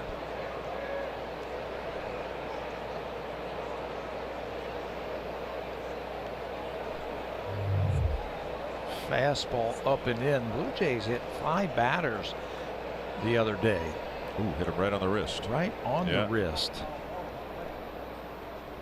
And Brian O'Nora, the umpire. And that's not a good sign, because what Brian O'Nora thought was bat was probably bone, as that ball made quite a sound when it hit Freeman. And now the umpires are going to have a look. The Braves have asked for them to review whether or not this ball hit Freeman, and as we just saw from the replay, the Braves are going to get their way, but really that's not the concern right now. Brian Snitker's looking at his scorecard. That's not a good sign. No. 2015, Freddie Freeman spent 2 stints on the disabled list. One of them, he got hit by a pitch and hurt his wrist. It was his right wrist. That time he turned right into that one, and I think he's going to be out of this ball game. That's his left wrist. He also had some time on the disabled list a couple of years ago with a right oblique strain. So let's just hope everything's okay. That would be a huge loss for Atlanta if there was any kind of a serious injury, and obviously we won't know until after the game, or perhaps tomorrow. But so Freeman will be out of the game, and we're going to have a pinch runner coming in at first base.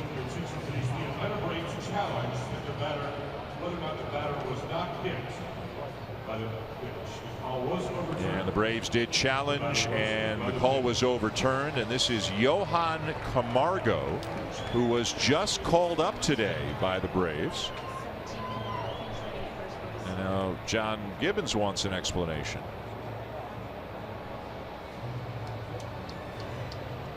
No, not an explanation. He wants to make a move. So he will take out Loop with the right hand hitting Matt Kemp coming in. He'll be going back to the bullpen again. The Braves now with 2 men on and 1 out, leading 6-3 in the bottom of the 5th.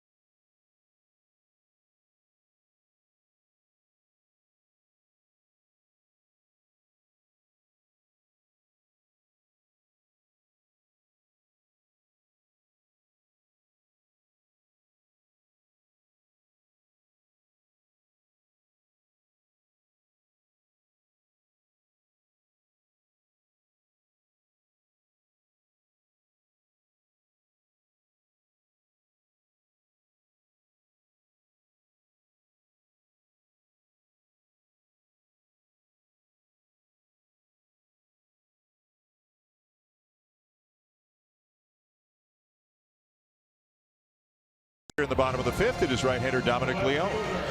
Leone, this is the first time that we have seen Dominic in this series. Been struggling a little bit of late. That's what got that earned run average up to 4.5. He still has the big fastball and big breaking ball, so he'll average a strikeout an inning.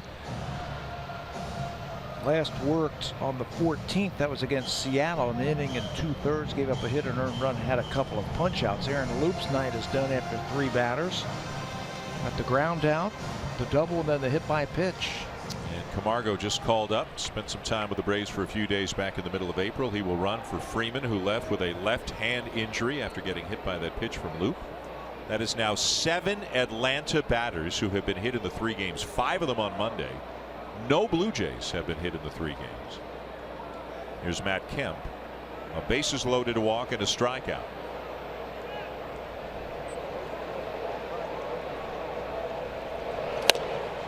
I think the Braves know none of them were intentional, Tabby, but at some point your patience wears thin, especially when your star has to leave the game. And they might have to send a calling card just to say, hey, we see what has happened here over the last 3 games between these 2 teams. And you're right, none of them have been intentional, but unfortunately that doesn't make it feel any better.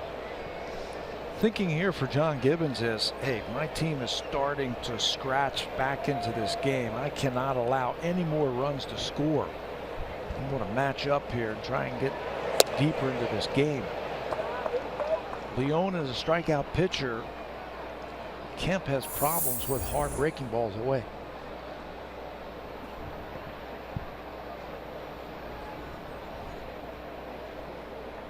One and one the count.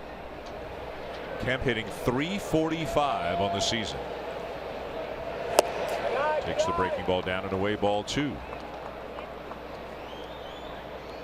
So Brandon Phillips is out at second. The pinch runner Johan Camargo is at first, 1 down. Blue Jays were down 6-0 at the end of an inning, 6-3 now, as the Braves bat in the bottom of the 5th.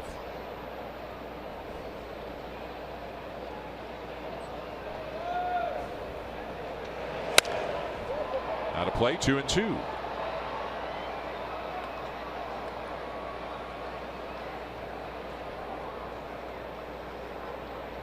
Matt Kemp has been around for a while and has had some very big years in his career. His best year was back in 2011 with the Dodgers. Hit 39 home runs, drove in 126 runs, and stole 40 bases. 1 home run away from a 40-40 season. Yeah, it doesn't steal anymore. He just doesn't have that kind of speed. They want to keep him in the lineup. He's had some leg problems over the years that robbed him a little bit of that speed. Swing and a miss, as you talked about, Tabby. Good hard breaking ball gets him 2 down. We've got an update now with Jamie.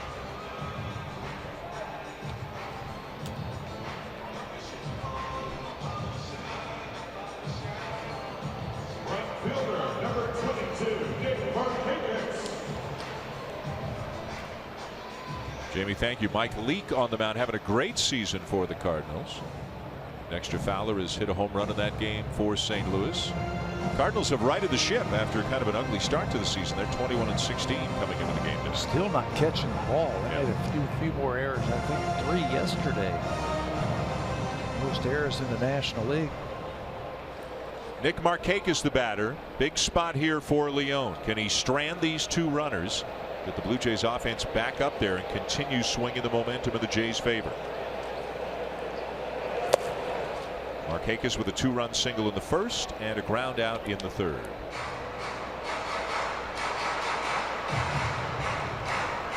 at that on base percentage, 400 for Markakis. What's new, right? Yep. He would bat leadoff for the Baltimore Orioles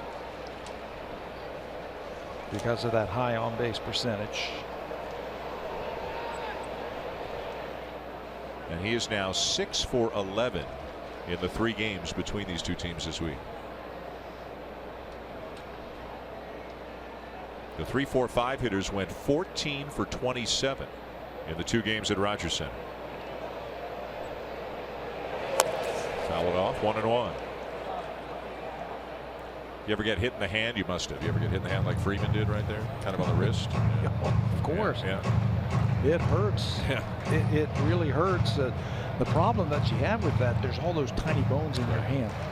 And you can fracture one of those bones very easily. That's the last thing the Atlanta Braves want to see right now. Their best hitter go down like that. On the appeal down to third, he went around, says Scott Berry. 1 ball, 2 strikes on Markakis.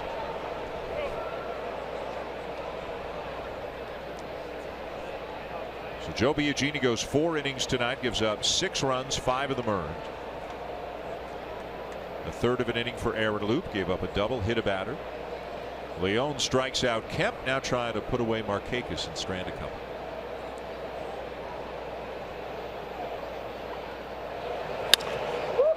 Dominic's done a good job this year coming into these type situations with runners on base, the middle innings, and getting out of it. He can get out of it because he's got a good fastball and that good breaking ball. That's one of the things that the Blue Jays saw in spring training from Leone that they really liked. His ability to pick up big strikeouts with that off-speed pitch. Pretty heavy workload for the Blue Jays bullpen the last couple of days, and again here tonight. A roller out to second, right at Travis, and Leone with a terrific job getting 2 big outs to strand a couple. Blue Jays coming back up for the 6th inning, trailing 6-3. One of their hottest hitters, Devin Travis, will lead it off. He'll be followed by Ryan Goins and then Darwin Barnes.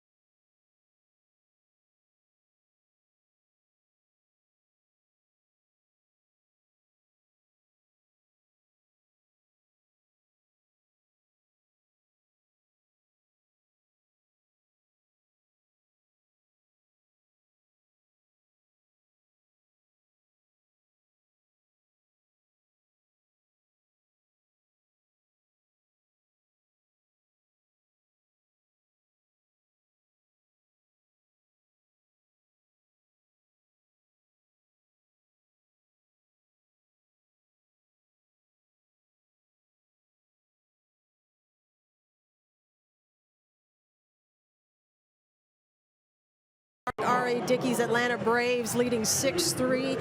And I asked Dickey to reflect on his 4 years as a member of the Blue Jays. Dickey said he had nothing but wonderful memories of his time in Toronto. He said Toronto was his second home. It's where he spent the most time in any one city in his entire career. He spent just 3 years with the New York Mets. Dickey said the playoff runs of 2015 and 16 were incredibly rewarding for him. And regarding his decision to sign with Atlanta, he said he grew up a Braves fan. He's 3 hours and 30 minutes door to door from his home in Nashville, and so he could spend more time with his family. Dan. Hazel, thank you. And we have the answer to the question we wondered about last half inning. Will the Braves finally get fed up with all their batters getting hit? And the answer was a very quick yes. Knew that was coming. Looked like it hit him right around the knee. Calling card. So Travis aboard. Didn't see that warnings were given. I don't think warnings were given by home plate umpire Brian O'Nora. And it's kind of funny how the code works. It's like the Blue Jays are saying, okay, we get it. We've sure. It's on the Blue Jays that they've hit so many guys, even if none of them were intentional. And because Fultonevich kept the pitch down, wasn't up around his shoulder or head or anything, Travis goes down to first, and everybody understands, and they just keep playing. And you would think that would be it.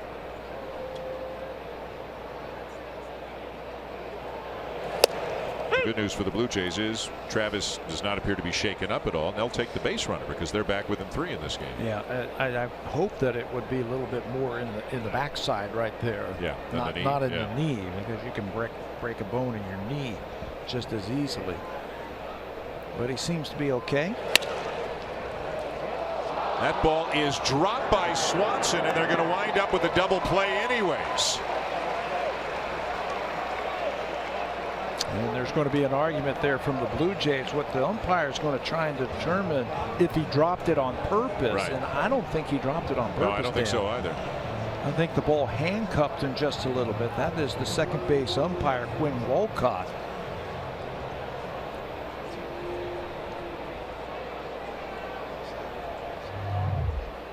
Watch it again as this ball's lined at him and handcuffs him and he drops it. He doesn't drop that on purpose. Wolcott right away, the umpire called it right away when he was right there. And then it becomes an easy turn for the Braves.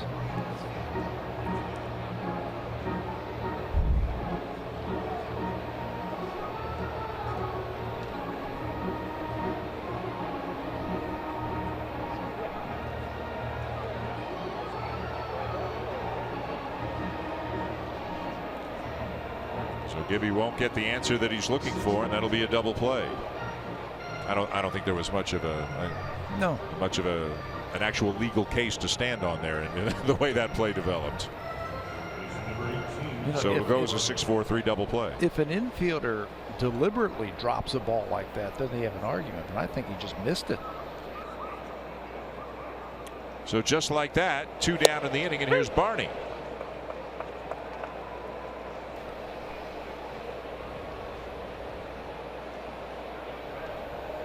Barney 0 for 2.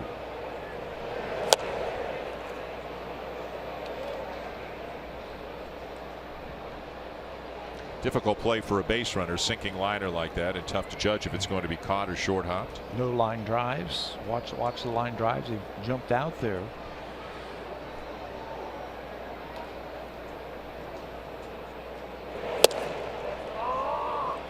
Let's take a look at it from Devin Travis's perspective. Line drive, you're down by 3. I'm going to freeze. And he saw the whole thing, and his argument was that he thought he dropped it on purpose, but didn't look that way. And another play for Swanson, and that's the inning. So it started out with a base runner for the Blue Jays, but it winds up with nothing across. Still 6-3 Atlanta.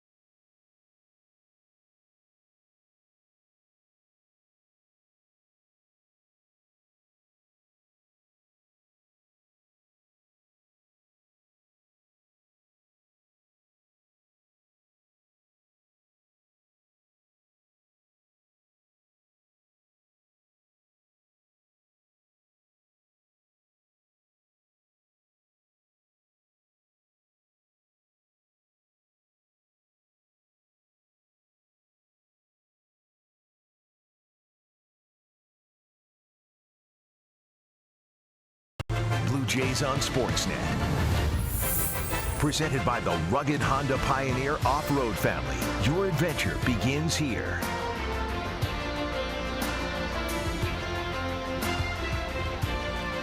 With Pat Tabler, Hazel May, I'm Dan Schulman. The bottom of the 6th here at SunTrust Park in Atlanta, the brand new home of the Braves, who lead the Blue Jays 6-3. Going to the bottom of the 6th inning. Dominic Leone back on the mound for the Blue Jays after getting 2 outs to end the 5th inning with a couple of men aboard. Blue Jays have had some chances to get even closer than they've gotten. Leone will face Kurt Suzuki to begin the inning. Suzuki with the biggest hit of the night A 3-run home run in the first inning off Joe Biagini that at the time made it 6-0 Atlanta. Yeah, right now the difference in the ball game, and if you're John Gibbons and the Blue Jays, you're hoping Leon has a quick inning here. His spot in the batting order comes up 4th next inning.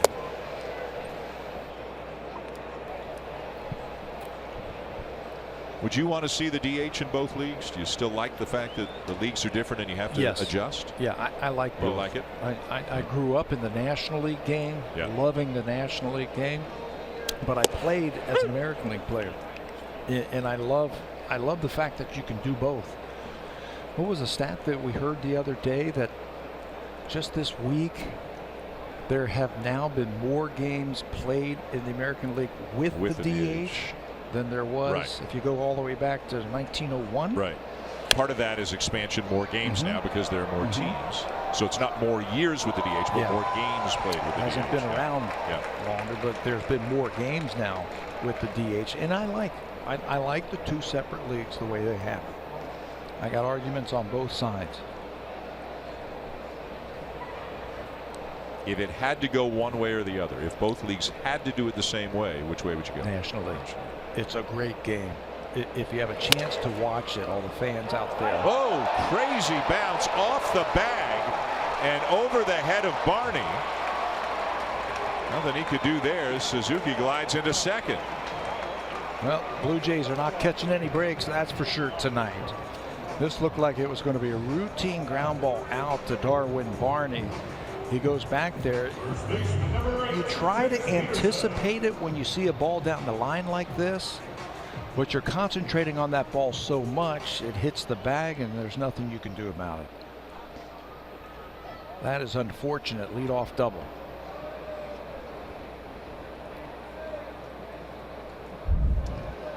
Here's Jace Peterson, who has moved to first base after Freeman left the game. Margot came on to pinch run, stays in the game at third base. Not something you see every day. And nothing Barney could do about it. Yeah. Why couldn't it bounce right to him, right? It bounces right over his head. Extra bases for Suzuki. Blue Jays thinking a bunt might be on here. Peterson hasn't shown it all in the first couple of pitches. I think you play, because he's a left-handed batter, to pull the ball. I don't know if you want to be bunting. There's a batter coming up who's hitting under 200 after him, then the pitcher spot. I think you play the percentages and just go ahead and let him swing away.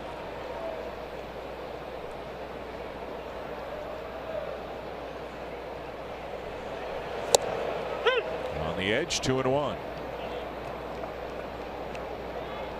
You would think it's likely that Fultonevich would be lifted for a pinch hitter. The bullpen is up. He's gone 6 innings. The Braves looking to tack on a little insurance if they can.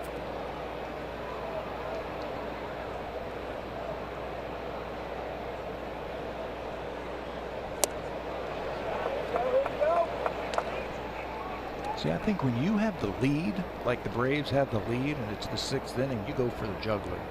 I don't think you give away outs like that after the leadoff double. You try and get a base hit, let him swing away, pull the ball through the hole on the right side, maybe walk, then you could play for the big inning. Full count.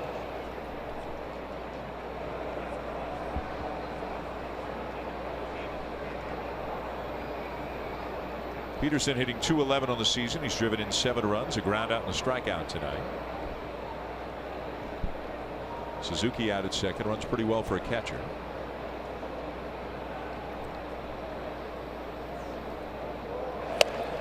All 4 outside. Jamie Campbell's got an update.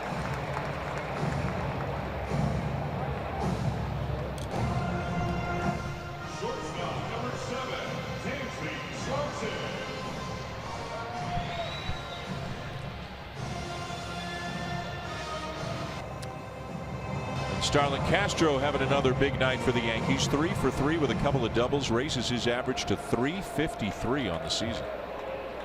Should take over the lead then, right? In hits in the American League. All right, now do you think the bunt is on? Now I can see them bunting. They've already pulled a pinch hitter out on deck. He looks like he wants to bunt. In this situation right here, the Blue Jays messed up the bunt play the other day and did not get an out when they were trying to get an out. If they're going to give it to you, you get an out anywhere. I don't care if you play it ultra safe and get the out over at first base. What it does is it gives the manager options then. He can walk the next guy. He can bring the infield in. Throw down to second, and it's going to be off the glove of Goins into center field. Not a lot Goins could do to try to keep it from going into the outfield. Maile will likely be charged with an error as both runners advance. That'll be his second on the season, trying to be aggressive and get that runner. That's one of the hardest plays. A runner at second base bunting, and the batter either bunts through or takes a pitch. You're caught out in no man's land. Blue Jays knew that. They were going to try and throw down and get that runner at second base. Unfortunately, it's in the center field. The runners will move up just like it was a sacrifice, and now the infield has to come in. Luke did everything he could to try and pick that runner off, or at least keep him close to that bag at second base. So infield in all the way around for the Blue Jays. 2 in scoring position with nobody out for the Braves, and a 1-1 count on Swanson.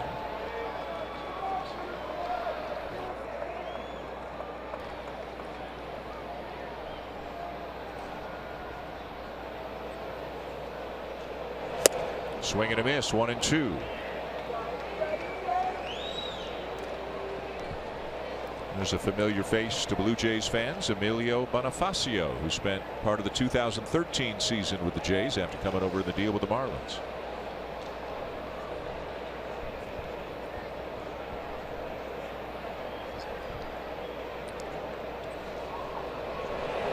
Got him. Swanson can't lay off that cutter or slider down and away, and chases it for out number 1. Yeah, that's been his problem. Keep throwing that slider away. Can't come up with it. It's it flat-footed. Now you've got Bonifacio entering into the ball game. You can pitch around him, see if he can get himself out. Bonifacio, as a Blue Jay in 2013, hit .218 in 94 games, covering 262 at-bats. That's some pretty good years for the Marlins prior to getting to Toronto. Since he has been a Blue Jay, he has played with the Braves, the Cubs, the White Sox, and now back to the Braves again. The infield remains in. He took a long look at Ron Washington, the third base coach. A long look, like they might put something on. There's Wash going through all the signs.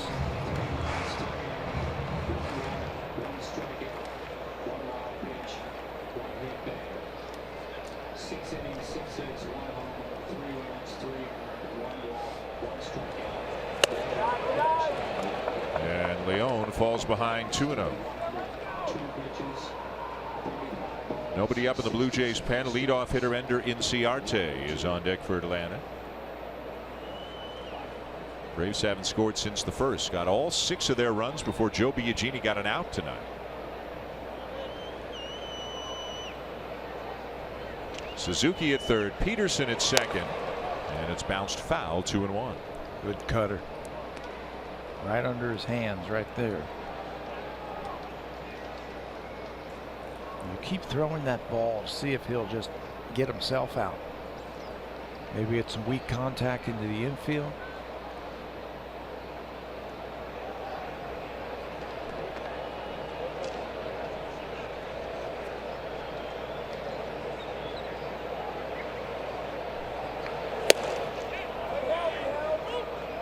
On the appeal, he went around on what looked like a called strike anyways, and it's 2-2, one way or the other. Yeah, the pitch looked good. Yep. Did he get 2 strikes for that? The call and the swing? Finish him off right here. Well, it's pitching well. The only hit he gave up was that ball that bounced off the base, and then big kangaroo hop over Barney's head. This is way up and away, though. Now it's a full count.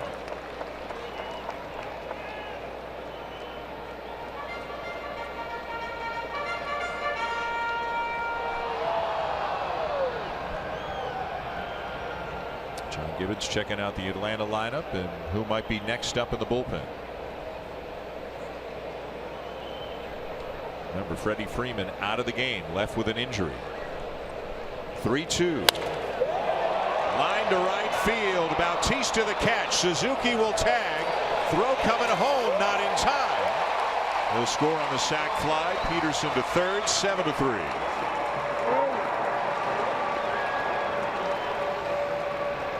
Jose did everything he could. That ball was just a little bit too deep. It had too much carry into the outfield. The Blue Jays went back to look at the throw. They threw the ball over third base to appeal that he left too early. John Gibbons is going to look at this one, but that ball had a little bit too much carry into the outfield. They already appealed, and the third base umpire Scott Berry said no, safe. Now it looks like they want to look at it.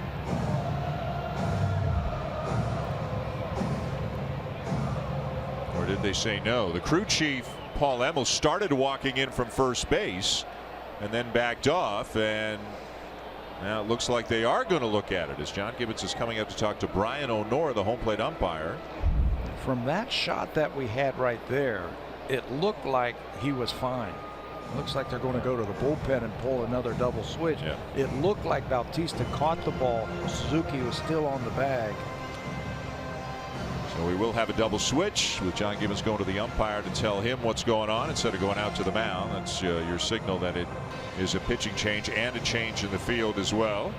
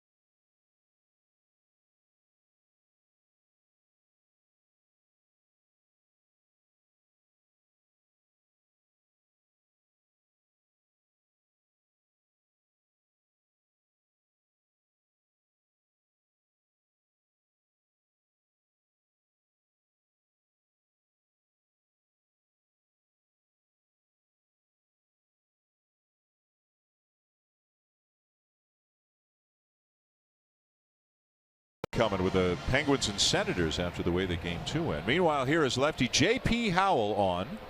He pitched a couple of days ago. It's been a struggle for Howell, both to stay healthy and to be effective when he's been in there for the Blue Jays. Yeah, that game that he pitched a couple of days ago against Atlanta, he got the first batter. There's the double switch. Chris Coughlin is into the ball game. He gave up a double and a bunt hit to the batter that he is going to be facing here, Ender Inciarte.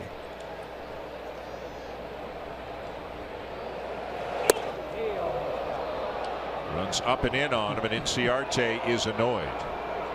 And the Braves are annoyed.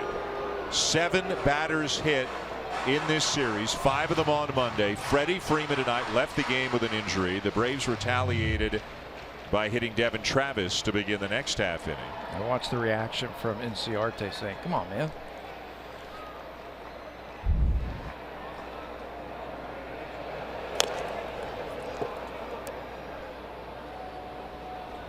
Inciarte 1 for 3 tonight. Singled and scored back in the 6-run first. It was Inciarte who bunted that bunt play that went past JP on the mound out to third base for a base hit. Same combination. Coghlan was at third, right? Yes. And that's why Coghlan is in, even with the runner at third base.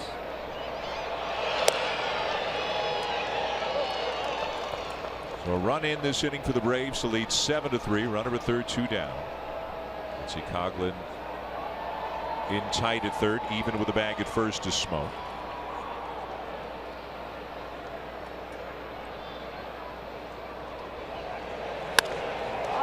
And a base hit into right center will bring home another run to make it 8-3. And Bautista does not come up with it cleanly, and that allows Inciarte to move into second. It's an error on Bautista, and that's the third error committed by the Blue Jays in this game. And each one of them have cost them.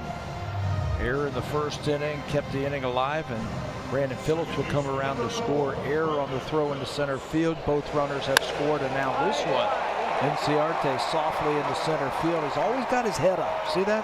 Got his head up, and he's watching the fielder, and when Bautista can't come up with it, he gets himself into scoring position. So Biagini, Maile, and Bautista have all committed errors for the Blue Jays tonight, as Brandon Phillips takes low ball 1. And that was a cross-up right there. Luke Maile out to talk to his pitcher with the runner at second base, just to inform him what sign they're using.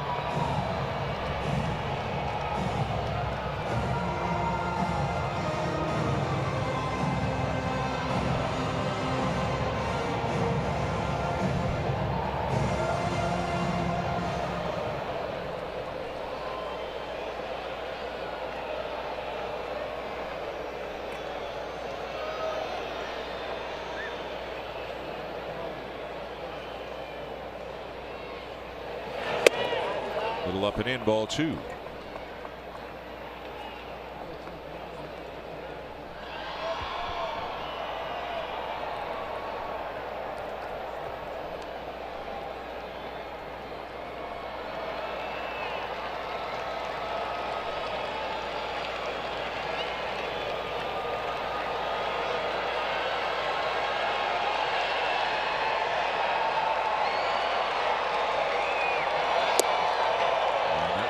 In low, and Howell has fallen behind 3-0 on Brandon Phillips. I just put him on. Take my chance with the rookie on deck. Yeah. With the guy out at second, Phillips likely to be, or at least possibly, swinging here to get something he likes. He does not. He'll take ball 4. Buy 6 cans of Beauty Tone paint and get the 7th free. Available exclusively at Home Hardware and Building Center locations. Beauty Tone, Canada's color experts. 755. That's a special number for Braves fans. The number of home runs hit by Hank Aaron in his incredible career. 2 on with 2 out and a couple of runs in for the Braves here in the bottom of the 6th to up the lead to 8-3. And this is Camargo. Came on to pinch run for Freddie Freeman when he left with that left hand injury after being hit by a pitch. Camargo does have 4 major league at bats and 1 hit to his credit from earlier this season with Atlanta. And pretty good numbers at AAA.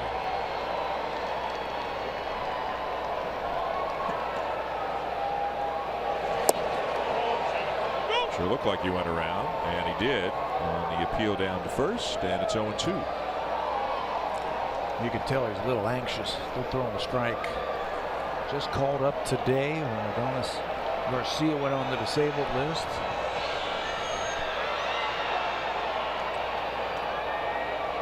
Oh, 2.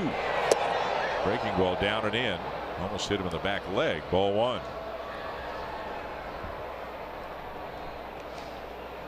J.P. Howell broke into the big leagues in 2005 with Kansas City, and then had a lot of good years with Tampa Bay, and followed that up with some good years with the Dodgers. 4 years with the Dodgers prior to signing with the Blue Jays in the offseason.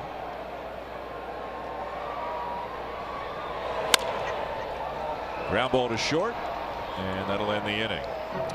But the Braves get a couple, and at the end of 6 now lead 8-3.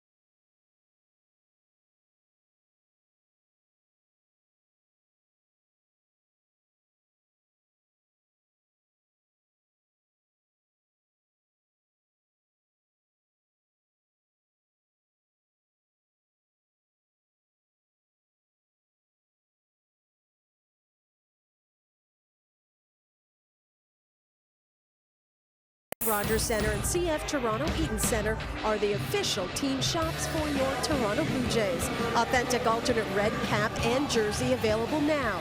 Get yours today at select J-Shop locations at jshop.ca or by calling 1-877-J-Shop. Dan.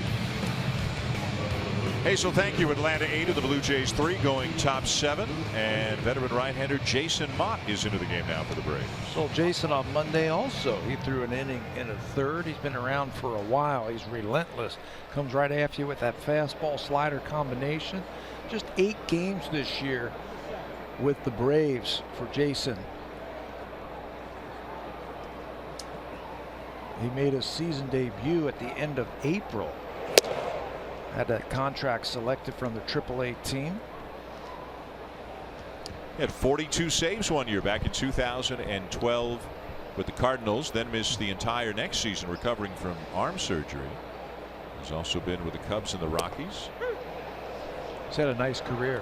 He was a former position player. I think he was a catcher when he first started in pro ball, and they'd moved him into the mound and took off, really took to relief pitching. Big arm.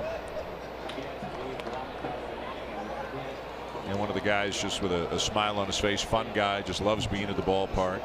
I like how he twists the ball every time when he's on the mound. There you go. Find the good grip that he wants.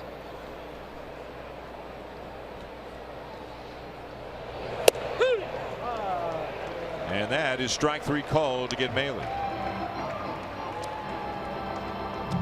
This copyrighted telecast is presented by authority of Rogers Blue Jays Baseball Partnership. It may not be reproduced or retransmitted in any form, and the accounts and descriptions of this game may not be disseminated without the express written consent of Rogers Blue Jays Baseball Partnership. Justin Smoak with a big home run for the Blue Jays back in the 4th. His 9th of the season, but that has been most of the offense. And Atlanta looking to make it 3 in a row over the Blue Jays before the finale of this home-and-home series takes place tomorrow night. Marcus Stroman for the Blue Jays and Julio Teheran for the Braves. Got to figure out how to shut this offense down to the Braves. They have an answer for the Blue Jays every time they get closer. 27 runs in the 3 games so far.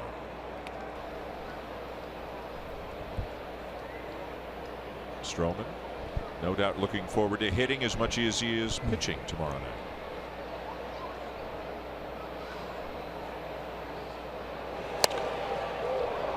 Hit hard, but way foul by Siciliano.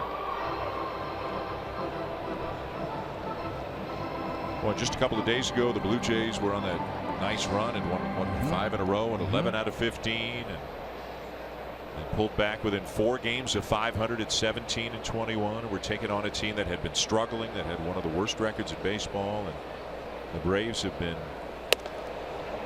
swinging the bats extremely well in the 3 games. And they were 4 games under 500 with a 4-game series against Atlanta. And the talk was, man, we can get to 500 before they go to Baltimore. I wonder if Atlanta heard that. Said, not so fast. We're a pretty good team too. But that's baseball, isn't it? A lot of peaks and valleys. Yeah. You face a team that you say, okay, we're better than this team. We're gonna pound this team, and they end up doing that to you. Fly ball driven to deep center field. Inciarte back, jumps, made the catch. Terrific catch by the Gold Glover Ender Inciarte. That's knowing your field right there, your home field. He knew exactly where he was on that field and how far he could go back, find the wall, and then time his jump perfectly. Gets to the warning track, one more quick look to make sure he's got plenty of room, reaches up and hauls it in right at the fence. Another great play. Pitchers love that. They give up those long outs like that, and they're saved on a great play. Tell you what, the Braves have really improved their defense up the middle of the diamond. Especially if Swanson takes that next step, becomes more consistent. 2 down in the inning. Here's Kevin Pillar. He's 0 for 3. 8-3 Atlanta, top 7.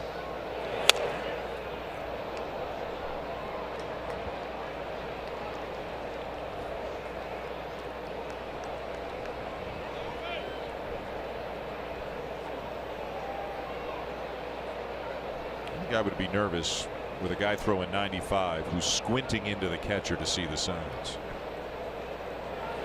Like, I'm okay if you throw 95, but I at least want you to be able to see where you're throwing. And what happened here? Mott upset about something. Pillar must have said something.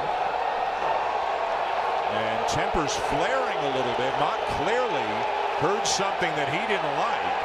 And Brian O'Nora trying to say to both teams, get back to your dugouts. Don't let this escalate. Yeah, nobody's heeding that warning. Bullpen's coming in, but it looks like cooler heads will prevail. May have been just Pillar yelling something in frustration. Mott may have thought he heard something else. And for a moment there, it got a little bit heated, but it doesn't look like anything further will develop. Well, Pillar was looking out in the direction of Mott when he said whatever he said. He said something to Mott. That was like he quick pitched him.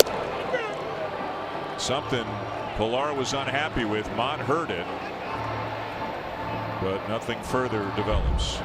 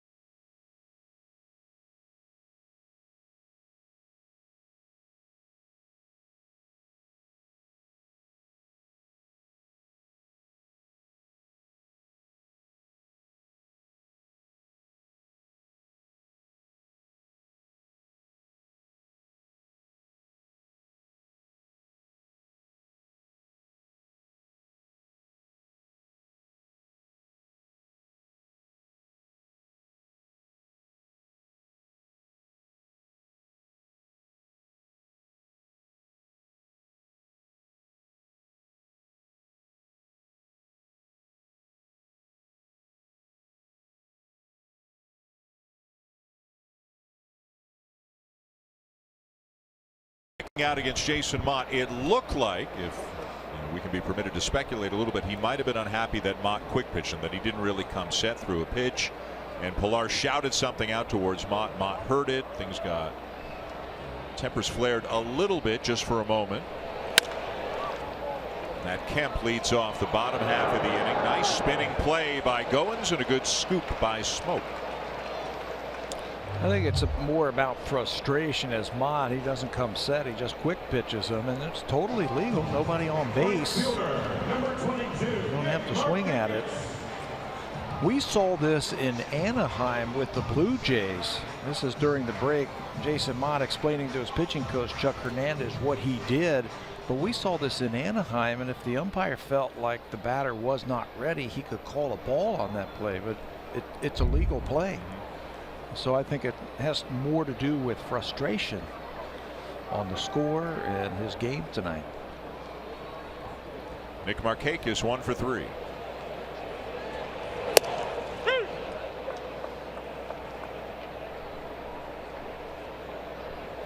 Well, it has not been a clean game by any stretch of the imagination for the Blue Jays, with 3 errors, including the very costly one by Biagini back in the first. He walked a couple of batters right after that. They hit a batter. Ezekiel Carrera running into the third baseman and getting called out for interference. Missed a ball down the left field line. Looked like it might have been a catchable ball off of Markakis in the first inning.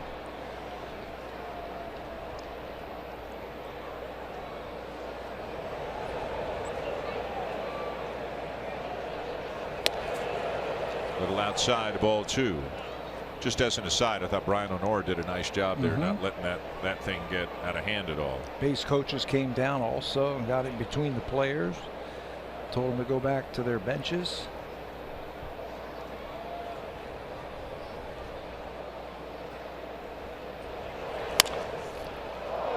Back to the mound. Howell's got it.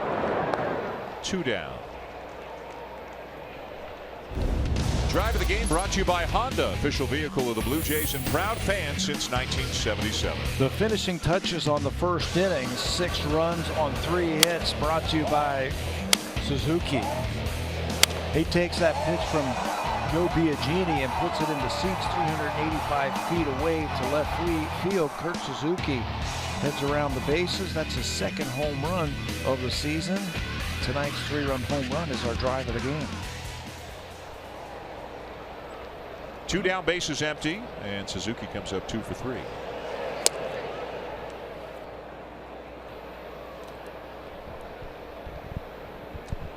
After these 2 games in Atlanta, the Blue Jays will head to Camden Yards in Baltimore for 3 games with the Orioles, and then we'll finish up the road trip with another interleague series. They've got a couple of games coming in Milwaukee next week. An off day on Monday and a 2-game set Tuesday, Wednesday. Off again Thursday. And then they come home for a 10-game homestand. 3 against Texas, 3 against Cincinnati, more interleague play, and then 4 against the Yankees at the beginning of June. Some big offensive teams that the Blue Jays are going to be having to face over the next couple of weeks. Atlanta came into this series not really sure what you were going to get with Atlanta. You knew that the middle of the lineup was pretty good, but overall, middle of the pack offensively in the National League.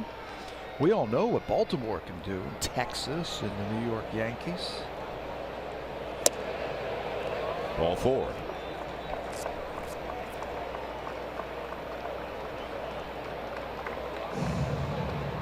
The way the Blue Jays line it up for the 3-game series in Baltimore in terms of starting pitchers. It'll be Aaron Sanchez on Friday, Mike Bolsinger Saturday, Marco Estrada Sunday. Because of the off days Monday and Thursday, John Gibbons and the rest of the Brain Trust, they could decide to tinker with things, maybe go down to 4, 1 turn through, and hope that somebody is back. I don't know, maybe Liriano, I guess. I mean, Happ's not even throwing it, so that's right. That's going to be a while. He's at 120 feet, which simulates throwing off of a mound, so he still has to build himself back up, so that's a while. Got to be at least 3 weeks, wouldn't you say? That would be my guess if everything is okay for now. Liriano, we're not real sure. Said there's still some soreness in the shoulder. And he hasn't been throwing either, so he's going to have to build back up. So we know Bolsinger will get at least one more start. Jace Peterson, the batter, 0 for 2 with a walk. And this is so way different than last year when the Blue Jays rotation was so healthy all season long. We've used 9 starters already this year. Yes. The Blue Jays have used 9. Last year at this time they had used 6. One of those starts went to Drew Hutchison. The Blue Jays had played 17, 18, 19 games in a row, and they wanted to give their starters a little bit of a break, so they brought up Drew for that spot start. Smoak's got it, and that'll be the inning. No runs, no hits, a walk, and a man left. End of 7 in Atlanta with the Braves leading the Blue Jays 8-3.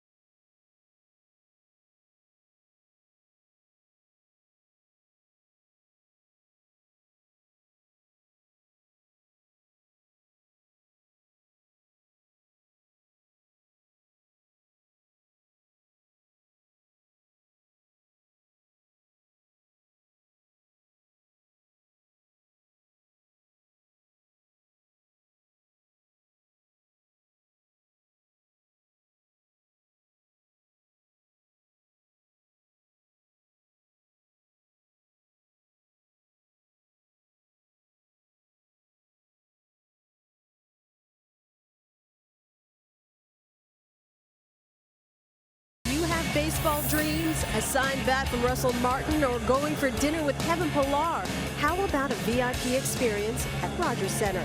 Rogers wants you to submit your baseball dream at RogersCelebrates.com, and your dream could come true.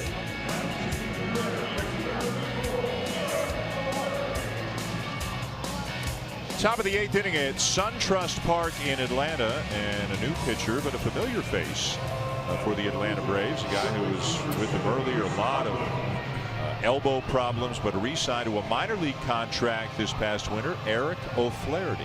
O'Flaherty is one of the better left-handers in baseball before he got hurt. Lefty's hitting just .222 against him right there, 6 for 27. He's got a nice little sinking, tailing fastball.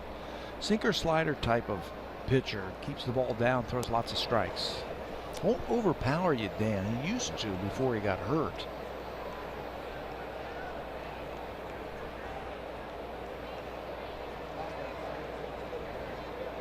He's had Tommy John surgery plus another elbow procedure. Pitched very well in the spring and earned a contract on the basis of that, or signed a minor league deal and earned a promotion to the major leagues on the basis of a good spring. Tommy John surgery back in 2013, went to Oakland after that, and he'll win the race to first to get Coughlin. Spent some time with the Braves, the Mets, the Mariners, and the A's from 2011 through 14. His ERA was 150 in 182 appearances. Remember, they had at one time, if I'm not mistaken, O'Flaherty, Johnny Venters, remember how nasty he was, and Craig Kimbrell was still here in Atlanta. That was about as good as it got back in those days. And they used him a lot too. Used him a lot and got some good mileage out of him. And then the injuries started happening. Here's Jose Bautista, 2 for 3, doubled and scored on the Smoak home run back in the 4th.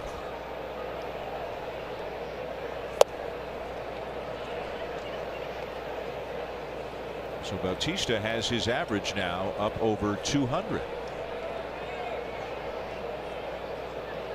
couple of hits tonight.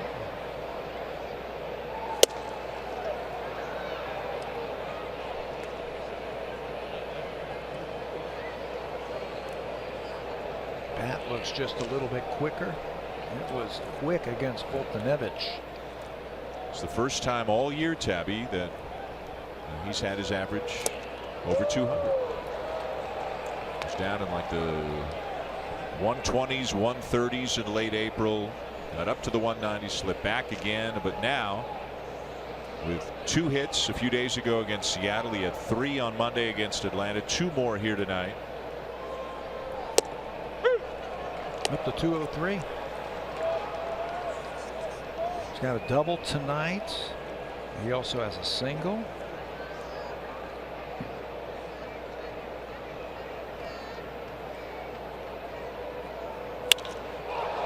Fly ball to deep left field. Kemp back. Kemp running out of room. Home run. Jose Bautista.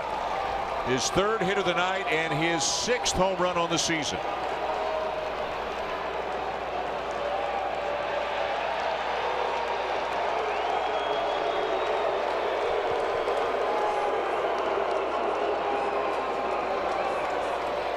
It's 8-4, and words at the plate between Bautista and Suzuki, and here they come again. Well, these two have worked it out. Whatever it was, Bautista and Suzuki appeared to have worked it out. You saw Jose tapping his chest. Jace Peterson said something to him as he came around first base also. I don't know if they took exception to the way that he flipped his bat or he looked at that. I'm not sure. But something on the Braves got upset, and here they come again. Brian O'Nora right in the middle of it again. The umpire saying, "That's enough, fellas. Let's go back to the dugouts." You know what? There are 49 players on the field, and Bautista's in the dugout right now. I saw Jace Peterson say something to him as he came around first base that he wasn't happy about something. And Bautista. He hesitated a little bit, but then kept running. But was there something at the plate? We're watching the ball go out of the ballpark, and we'll have to get a look at a replay and see what might have happened that led to this. Little stare and a pretty good bat flip. That would be enough, you would think, to get under the skin of the Braves. And Peterson definitely talking to Bautista, who heard it, paused, and then decided to keep going.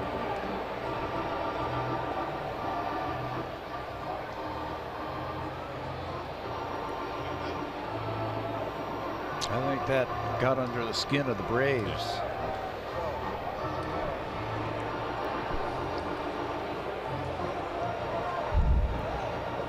Peterson didn't like it. Suzuki didn't like it.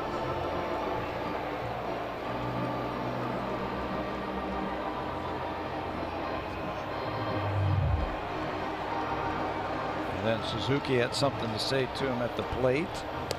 Brian O'Nora got right in there, and Bautista saying, "I just had a little discussion. I just got my thing." And again, whatever Bautista and Suzuki said to one another, they seemed to work it out very quickly. And that's Peterson, right? Isn't that Peterson coming in? And he and Bautista are talking. He wanted to finish his discussion. He started over at first base.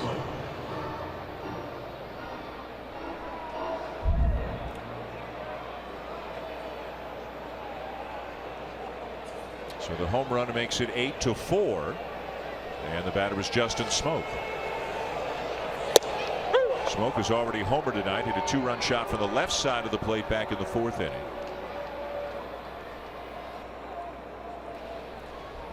Not quite a bat flip to the level of the flip against the Rangers in the postseason a couple of years ago, obviously, but enough given that nerves are frayed on both sides that it bothered the Braves. Well, all the Braves have to do is say, look at the scoreboard. You know, we took the first 2 games in Toronto. We're winning this game. That's all they should be worried about.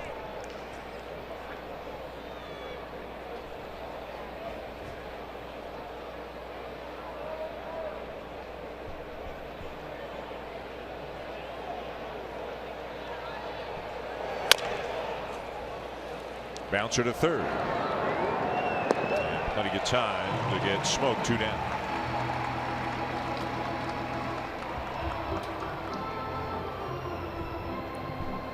So we've had the dugouts and bullpens cleared twice tonight, although on neither occasion was a punch thrown or anything close to that. Just a lot of words being exchanged.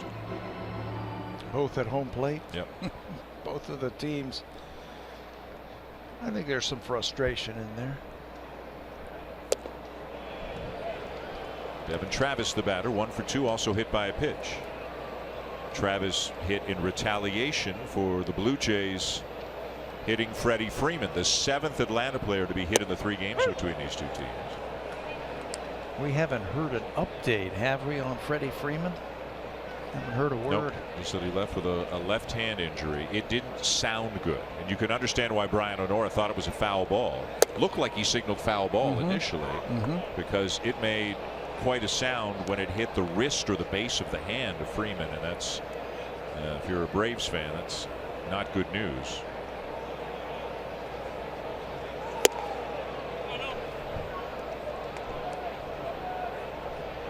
Andres Morales, a bat in hand, pitcher spot 2 spots away.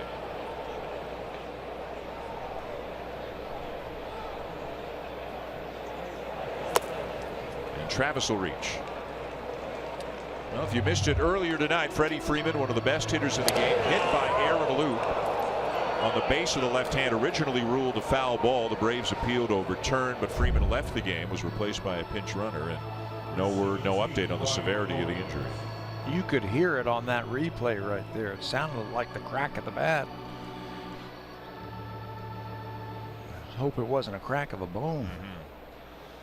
Here's Ryan Goins, 0 for 3, grounded into a double play his last time up.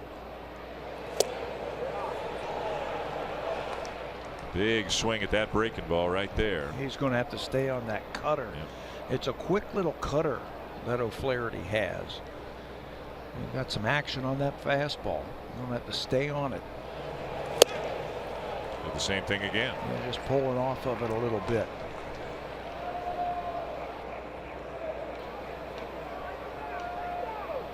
If you're O'Flaherty, no reason to give him anything but a breaking ball. No reason really to throw him the strike you're 0-2. That's what he did. Down and away, well executed by O'Flaherty as he takes care of Goins on 3 pitches. Now time for an update. Again, here are Jamie Campbell and Greg Zahn in the Samsung broadcast studio. Ticket number 166.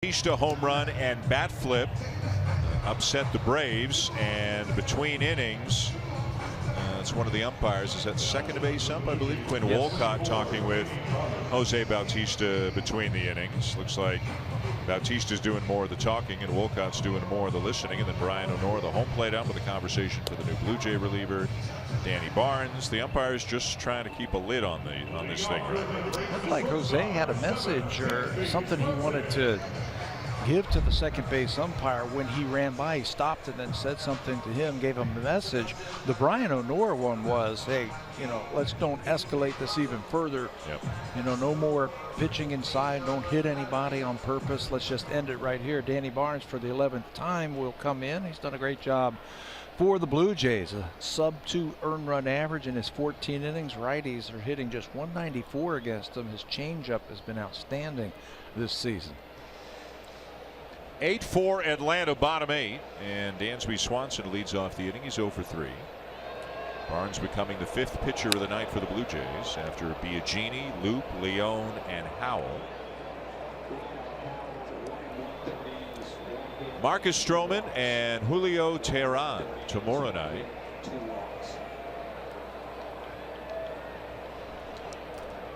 As the Braves and Blue Jays wrap up this home and home 4-game series, or I guess they're technically 2 separate 2-game series, but you can call it a home and home 4-game, right?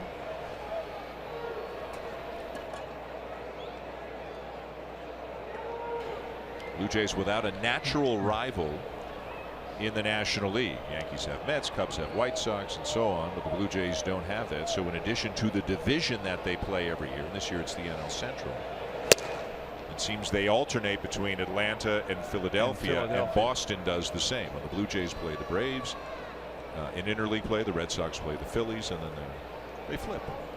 And it's 4 games. Yes. 2 and 2. Yeah.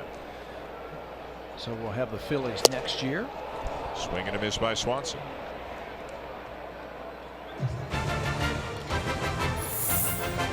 The Honda Checkered Flag event is back. Get there fast. Leave even faster.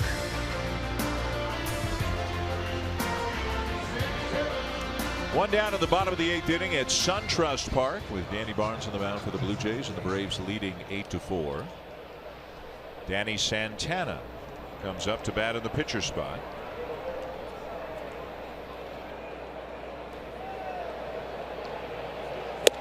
And Barnes in there with a strike.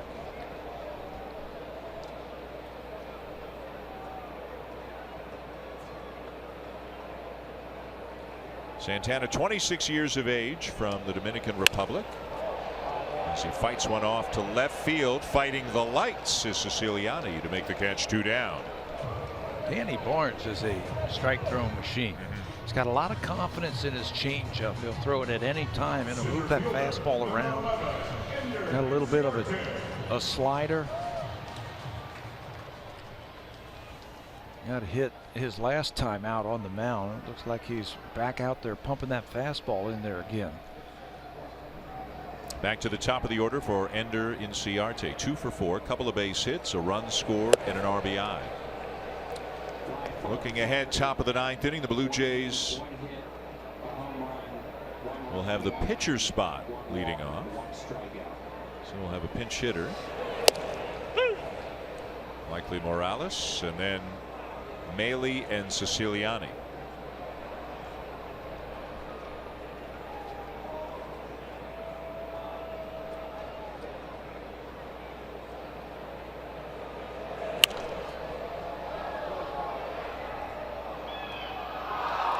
Morales, as John Gibbons told us before the game tonight, expected to get the start at first base tomorrow night because Gibby doesn't want to have him out for too long. Unfortunately, that forces a hot Justin Smoak to the bench. Yeah, unfortunately, you can't get them both in the lineup at the same time.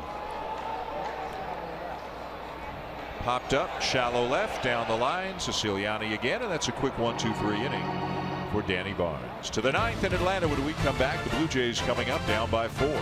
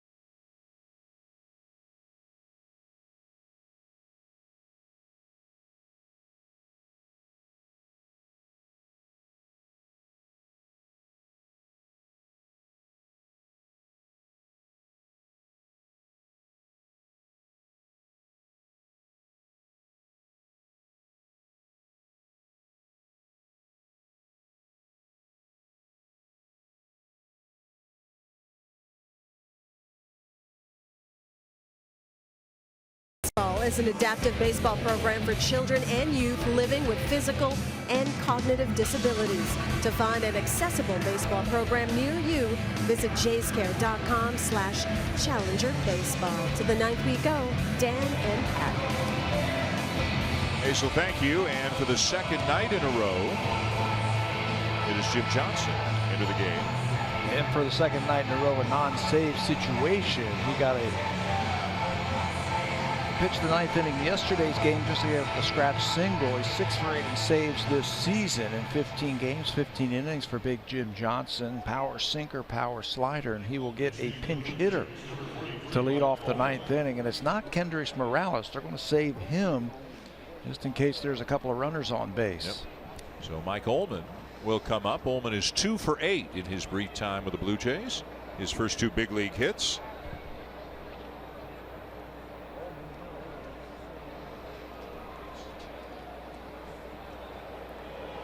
And Morales is actually out in the on-deck circle in Luke Mailey's spot right now. So it'll be Ullman, Morales, and Siciliani.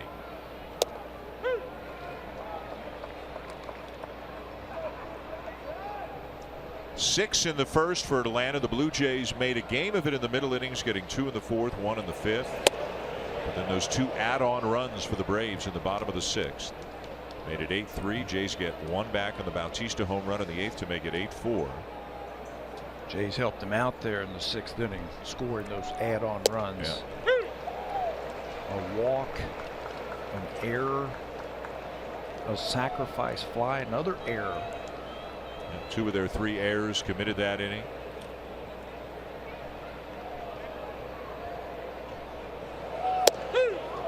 And a breaking ball for strike 3 call. So 3 physical errors by the Blue Jays tonight. Plus the Carrera play in left wasn't called an error, but a ball that he couldn't catch that went over his head off the wall. And then also Carrera again running into the third baseman, a mental mistake there that cost the Blue Jays. Here's Morales getting a chance to get 1 at bat tonight.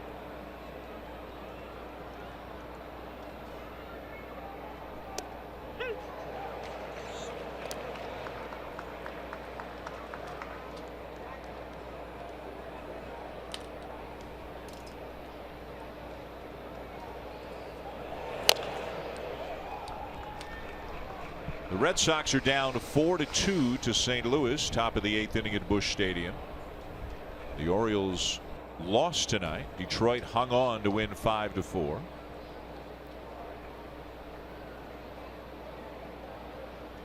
Yankees all over Kansas City 10-3, 7th inning at Kauffman Stadium. Swing and a miss at the ball in the dirt. That's all for Morales, and the Blue Jays are down to their final out. When Jim Johnson was saving all those games for the Baltimore Orioles, yeah, he had that big sinker. He also had a good curveball. It's back. That's a biting breaking ball right there. 2 batters, 2 strikeouts, both on the curveball. It's a good sign by Atlanta, bringing him back. Another one of those veterans we've talked about. Sprinkled in amongst all the youngsters. Well, Tabby, some pressure on Marcus Stroman to go out and have a good start tomorrow night. He loves it too. He loves when the chips are down and there's a little bit more pressure. Blue Jays have given up 10, 9, and 8 runs in the 3 games against Atlanta this week. They've scored 6, 5, and 4. The offense has been okay. The pitching has not been good, and Stroman will try to right the ship tomorrow night. First inning is going to be key, isn't it? Atlanta has scored in the first inning in every one of these games.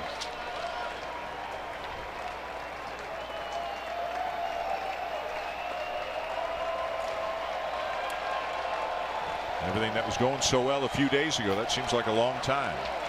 Now, with the way Atlanta has taken it to the Blue Jays over the last 3 days.